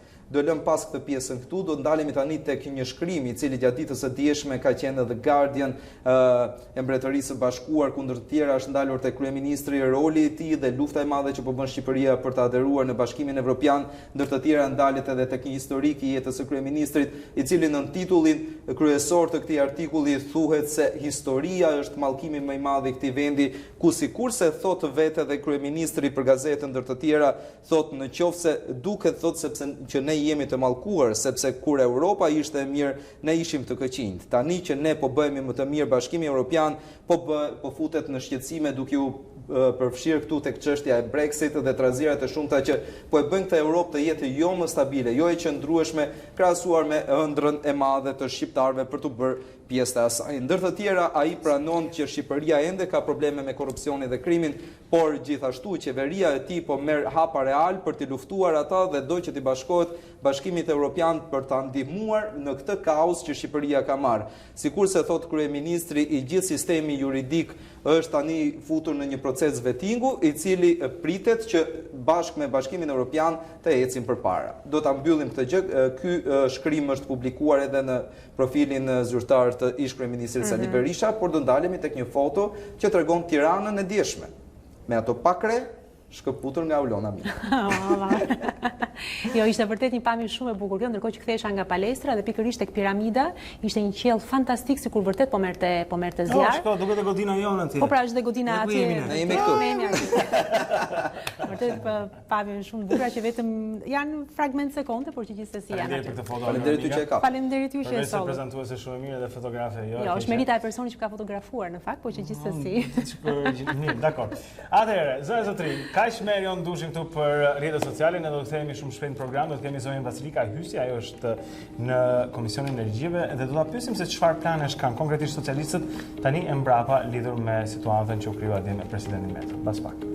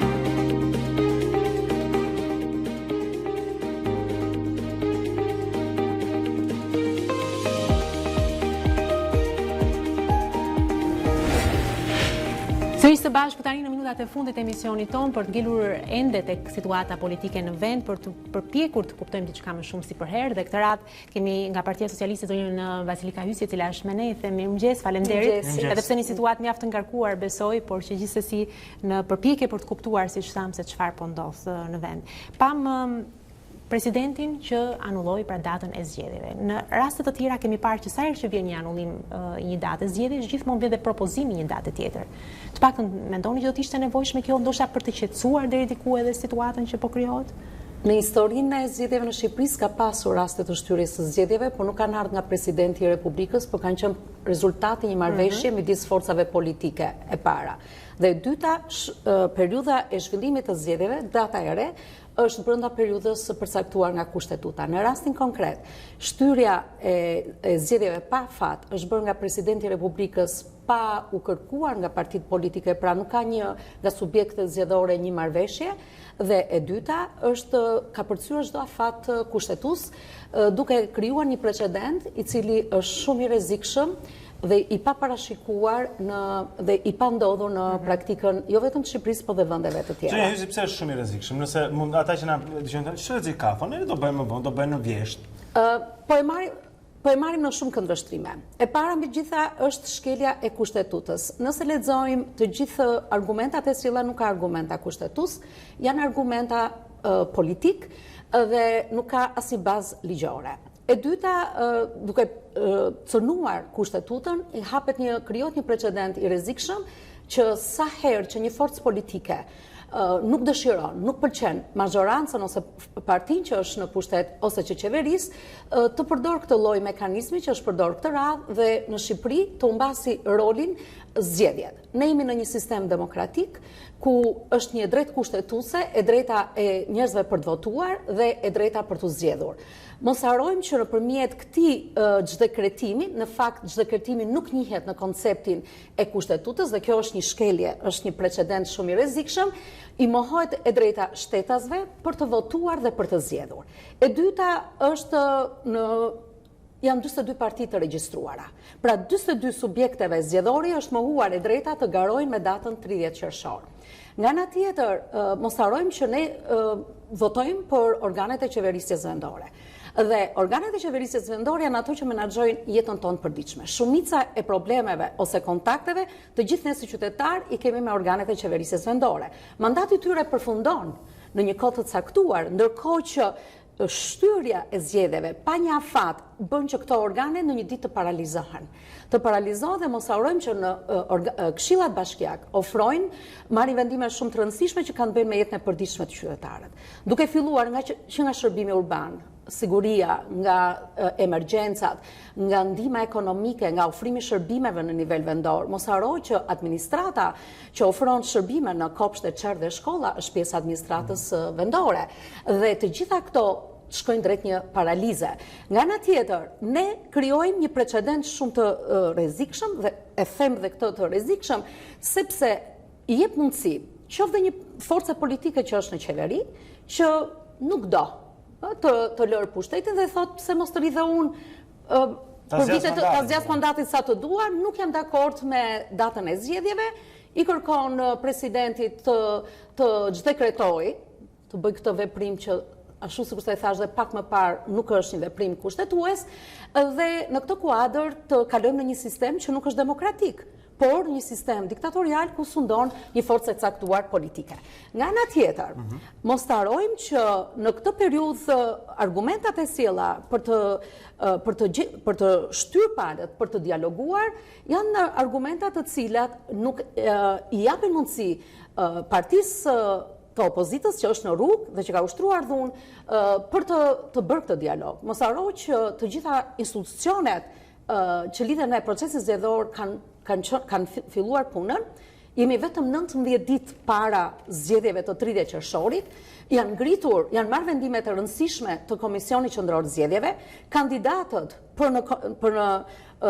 kandidat për këshill bashkiak ose kandidatët për kryetar bashkish, një pjesë për tyre kanë lënë detyrat e tyre për shkak të një konflikti të mundshëm interesi dhe kanë filluar një garë, komisionet zonale kanë filluar të funksionojnë, kanë filluar të marrin vendimet e tyre, armata e komisionerëve të qendrave të votimit, pra dokumentacion gjithçka është përgatitur dhe në këtë kuadër kur ka filluar fushata dhe ishim drejt finalizimit të saj, kjo sjellje ose ky vendim është sinqerisht i pa precedent. Megjithatë, do të thënë që kjo fushat zhvilloi në një situatë ku shumica e kandidatëve tuaj garonin të vetëm, dhe ishte një situatë jo normale, po themi zgjedhore pa gara, që do duhet ishte shmangur, dhe ju po thoni që tani është e rrezikshme. Ndjeni ju përgjegjësi tek vetja që këto 6 muaj të 2019-s na sodën deri këtu pa mundësinë e gjetjes së një zgjidhjeje që do t'i kursente vendit një konflikt të tillë dhe qytetarëve një shqetësim të kësaj natyre? Në rast se do vazhdon pjesën që ju takon ju. Patjetër, por për të përcaktuar përgjegjësinë e një force politike ose një force tjetër duhet parë pak historiku, duke filluar që nga zgjedhjet e 2015-s. Mos harrojmë që në 2015 në 2017 është kjo opozita që ka dalë në rrugë, e cila gjithmonë ka protestuar dhe nuk ka pranuar të garojë, dhe herën e parë, nëse ju kujtohet, u ngrit një çadër dhe pati një marrëveshje politike e cila çoi në njohjen e zgjedhjeve dhe në dhënien e një numri të konsiderueshëm të ministrive, të drejtimit të KQZ-s, të krijimit të një task force që monitoronte gjithë procesin zgjedhor dhe përfshirjen ose jo të administratës publike. Në këtë kuadër, besoj ju mbani mend ndryshimet që janë bërë në kodin penal, në ligjin për financimin e partive politike, ashtu siç u kërkuan nga opozita dhe që u dakordësua. Sot që ne flasim, opozita përsëri bëri të njëjtën gjë. Ndërkohë që mos harrojmë që edhe në zgjedhjet e 2017-s, edhe në zgjedhjet e 2019-s ka pasur periudha të caktuara relativisht të gjata që opozita ka braktisur parlamentin, nuk ka ushtruar besimin që zgjedhësit e saj i kanë dhënë asaj për t'i përfaqësuar në parlament, dhe braktisja e parlamentit kanë qenë në momente shumë të rëndësishme. Ndoshta e kam thënë dhe një herë tjetër në këtë studio, nuk e di nëse të tjerët që kanë qenë dje në studio kanë përmendur, unë këtë zhvillim politik sot e lidh fort me rëndësinë që ka muaji qershor dhe korrik për reformën drejtësi. Mos harroni që Këshilli i Emërimeve në Drejtësi është drejt finalizimit të kandidaturave për inspektorin e lartë të drejtësisë, është drejt finalizimit të kandidaturave për gjykatën kushtetuese, nga cilat 3 kandidat i zgjedh Presidenti i Republikës, 3 do t'i votoj Kuvendi i Shqipërisë. Mos harroni që Këshilli i Lartë i Prokurorisë ka përmbyllur procesin e mbledhjes dhe të vlerëson kandidaturat për prokurorin e përgjithshëm. Ajo thoni opozita ka frikë nga reforma. Po ndalem pak te prokurori i përgjithshëm. Prokurori i përgjithshëm dhe gjykata kushtetuese janë 2 institucione shumë të rëndësishme, të cilat normalisht duhet mbyllen brenda këtij procesi, pra këtij sesioni plenar, që si rregull mbyllet në fund të muajit korrik. Këtë muaj pra. Këtë muaj. Pra janë shumë dhe fillimit të muajit.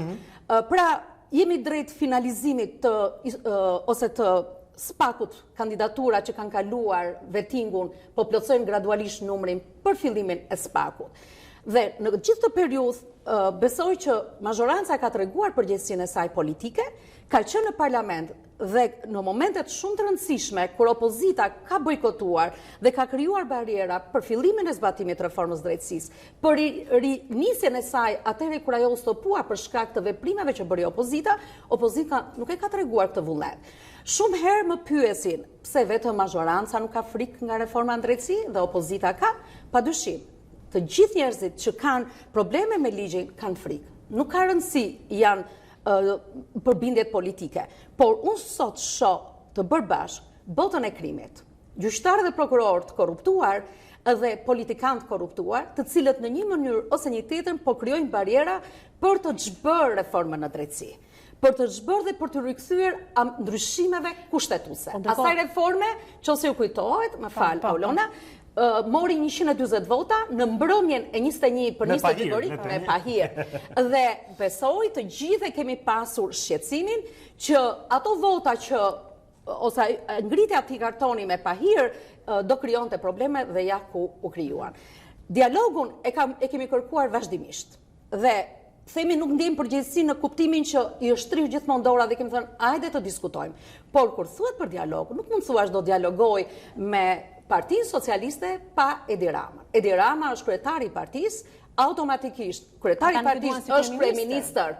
Dhe në këtë i bie që një forcë tjetër politike, kur kjo opozitë jetë në pushtet, që unë mendoj që s'ka për të ardhur kur me këtë lloj sjellje dhe mentaliteti që kërkon të rigjeneroj dhunë, të fusi atë ndjenjën që ky vend nuk e meriton, ky popull nuk e meriton, këta zgjedhës të demokratë ndershëm nuk e meritojnë, edhe ti thot pastaj që shiko, unë nuk i pëlqej juve, edhe unë nuk shkoj në votime. Kjo është shumë e rrezikshme. Jo, se nga që përmend të paksa më parë botën e krimit që po pengon pra pikërisht reformën në drejtësi, nga ana tjetër edhe pala tjetër ju akuzon ju për lidhjet me botën e krimit, duke parë të parasysh edhe përgjimet që dolën dhe që nuk janë fakte që nuk duhen marrë në konsiderat edhe nga ana juaj. Shiko, Aulona, edhe përgjegjësi dhe për këtë gjë. Kur them presioni që bëri bota e krimit, ne pak kohë më parë kur u mbyllën lojrat e fatit, besoj një pjesë e mirë e deputetëve kanë marrë mesazhe kërcënuese nga personat që ne nuk i njihni dhe ne jemi bombarduar pothuajse të gjithë deputetët e Komisionit Ligjeve me mesazhe të tilla. Deri në një moment kur na u tha që shikon që këto mesazhe pra që të mos i mbyllin lojrat e fatit. Eksakt. Dhe në fillimet e protestës në 16 shkurt kemi pas njerëz në protestën e 16 shkurtit që dilnin me banderola dhe me thirrjet mos mbyllni lojrat e fatit duke i lidhur ato me nevojën për të mbajtur familjet e të tjerë. Dhe për këtë besoj nuk ka më komente që një pjesë e botës krimit që pastronte paratë midis lojrave të fatit apo personat të cilët kanë lidhje me politike me botën e krimit, padyshim që janë të shqetësuar nga reforma në drejtësi. Lidhur me dosjen që u përmendat, padyshim që kjo është një çështje që duhet hetuar nga prokuroria.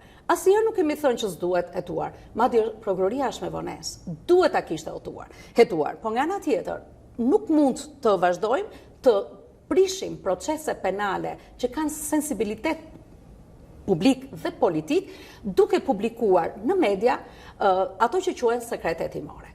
Media ka për mision të gërmoj, të zbuloj dhe të botoj, sepse ky është misioni i medias, të investigoj. Por organet e prokurorisë, profesionistët kanë për detyrë ta informojnë median dhe publikun, paprishurëtimi. Mos harroni që në kuadër të reformës të drejtësi, ne kemi parashikuar te ligji për organet e qeverisjes së drejtësisë, në ligjin e prokurorisë, të gjykata, madje edhe për spakun, një strukturë të specializuar, pra një prokuror ose një gjyqtar ose një antar të byros kombëtare të hetimit, i cili do mbajë marrëdhëniet e publikut. Media duhet informuar në mënyrë të rregull. Po mirë, dhe nga ana tjetër publiku duhet informuar. Kjo është një çështje që natyrisht vlen për diskutim dalja e sekretit, por këto fakte dolën. Ne jemi para një fakti ku pam ato dialogje që vërtet të bënin të mendojë dhe ne nuk e dim se çfarë përmbajnë të gjitha ato kaseta. Dhe nxjerrja e pjesshme duke i shkëputur nga gjithë konteksti, kjo e dëmton procesin. Mos harroni që këto janë indicie shumë të rëndësishme për procesin. Procesi intereson drejt për drejt publikut. E kanë fjalën që ne nuk e nevojë ta apim gjithë fuqinë që marrin vesh çka ka. Unë mendoj që ajo çështje intereson të gjithëve. Duhet të heqim paralele me rastin e Austrisë. Edhe Sebastian Kurz ishte kancelar atje, doli një video përgjim, asaj nuk ishte provë. Indicie mund quhet ajo siç e konsideron zoti Rama, megjithatë në 4 ditë ai ishte më kancelar, punë e madhe, s'ka problem. Austria shkon në zgjedhjen shtator. Ky është standardi evropian i gjërave. Pse se mbajmë ne këtë standard evropian? Po të kishim apo kemi një standard ballkanik? Jo, shiko, padyshim që kërkohet kohë, sepse po të kishim atë standard, nuk do kishim këto zhvillime. Por nga ana tjetër, aty funksionon sistemi i drejtësisë. Aty funksionon tek ne prezumimi pafajësisë cënohet. Dhe ju e dini, kemi pas raste më të mëparshme kur janë përfolur edhe video të cilat kanë rezultuar që kanë qenë të falsifikuara. Dhe besoj që ky është një rrezik shumë i madh. Në rast se do hapet rrugë këtyre precedentëve, ku dëgjojmë pjesëza të përgjimeve, përfliten emra, aty mund përflitet kushdo. Nuk është e vështirë që 2 persona të botës të krimit të përflasin. Dhe duke mos lejuar organin e prokurorisë të hetojë. Ne cënojmë parimin e prezumimit pafajësisë, mbrojtjen e privatësisë personave, i etiketojmë ato dhe megjithatë ne dëmtojmë besimin e publikut tek institucionet. Po në anën tjetër, është e vërtet fakti që këta njerëz që komunikojnë gjithë kohës me botën e krimit, siç Vangjush Dakon në Durrës, janë pjesë e një force dhe ju njëzojnë që ju duhet të mbroj burra si këta. Duhet të them, kjo është e padrejtë në një sens dhe fakti që Partia Socialiste i ka mbajtur pranë këta Elvis Roshët e të tjerë që janë dënuar më vonë, hedh hije mbi ato që ju thonin, në kuptimin që patjetër do duam ta bëjmë këtë vend më të mirë, por me kriminalet në pushtet e në vendosur në bashkit, nuk mund të bëhet. Dhe ka kosto politike për këtë zënojës. Ka një problem shumë të madh në Shqipëri, që ne të gjithë e ndjejmë duke filluar që nga unë. Etika ose komunikimi midis deputetit dhe zgjedhësit ose publikut. Mungesa e një hallke ndërmjetme, që është zyra e deputetit, e sekretarit ku një qytetar telefonon, komunikon dhe parashtron kërkesat, bën që shumë herë ne të telefonojmë. Dhe për hir të asaj që deputeti duhet ta ngrejë telefonin, sepse kur nuk e ngren telefonin, një telefonate që të bëhet, që ne nuk e dim kush është në anën tjetër.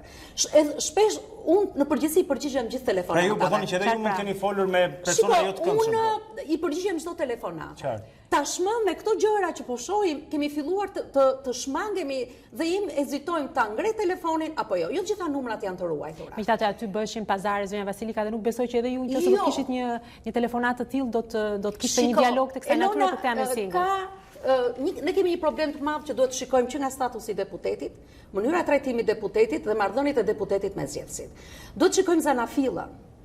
Në rast se ty të merr një qytetar edhe thot, pa njohur fare, zonja deputete, unë jam një mbështetës i Partisë Socialiste, unë kam votuar forcën politike, unë kam djalin ose vajzën pa punë, të lutem më ndihmo se unë kam votuar, me njëherë pa e njohur fare, pa e ditur se kush është në anën tjetër telefonit, vihesh në një pozitë shumë të vështirë. Jo, në këtë rast, po kjo telefonat. Qartë. Shpesh unë e konsultoj dhe komunikoj me kolegës sa thonë e ke tepruar që thua kujdes për këtë, kujdes për këtë. Po ja, kjo ndodh. Në Shqipëri është shumë interesante mentaliteti i zgjedhësve dhe qytetarëve që të marrin numratan telefonit të publikuar në faqen e kuvendit. Në limit të kohës, do të bëj një pyetje të fundit dhe do ta mbyllim me këtë. Çfarë ndodhi Ilir Metës nisur nga e-India? Besoj ju e dini që dje një grup deputetësh kanë nënshkruar një kërkesë dhe ditën i bët firmat pra, i kishit po. Janë patjetër që janë bërë firmat. Dhe ditën e njëjtë do ketë një seancë me debat. Interesante është që kërkesa për seancë me debat është kërkuar dhe nga opozita, ndërkohë që do t'i bëni 94 vota? Do t'i bëni opozita në kuvend. Opozita në kuvend, jo opozita e rrugës. Dhe nëse ka një debat, pas nëse ka një debat lidhur me këtë dhe një projekt rezolut. Pastaj ju e dini që procedura për shkarkimin e presidentit është procedurë relativisht e gjatë, e cila rregullohet edhe në kushtetut, por kryesisht do t'i bëni 94 votat për të kërkuar pikërisht? Unë nuk mund të them bën apo jo 94 votat, por ajo që duhet vlerësojmë është që çdo institucion, përfshirë këtu dhe presidentin e Republikës, duhet respektoj kushtetutën dhe ligjin. Presidenti duhet qëndrojë mbi palët dhe është garanti i unitetit të popullit. Mirë, mund të Qartasi ju nuk e shikoni zotin Meta si mbi palët, por si pjesë e kësaj loje. Mund të themi që është kështu? Po. Okej. Dakord.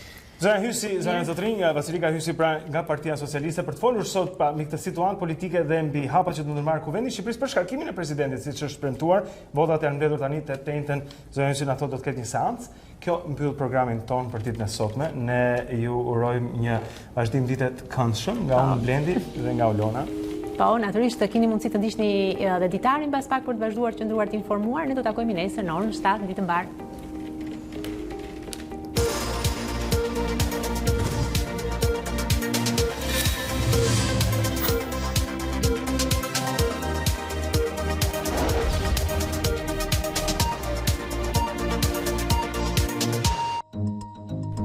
Unë jam Aurona Minga.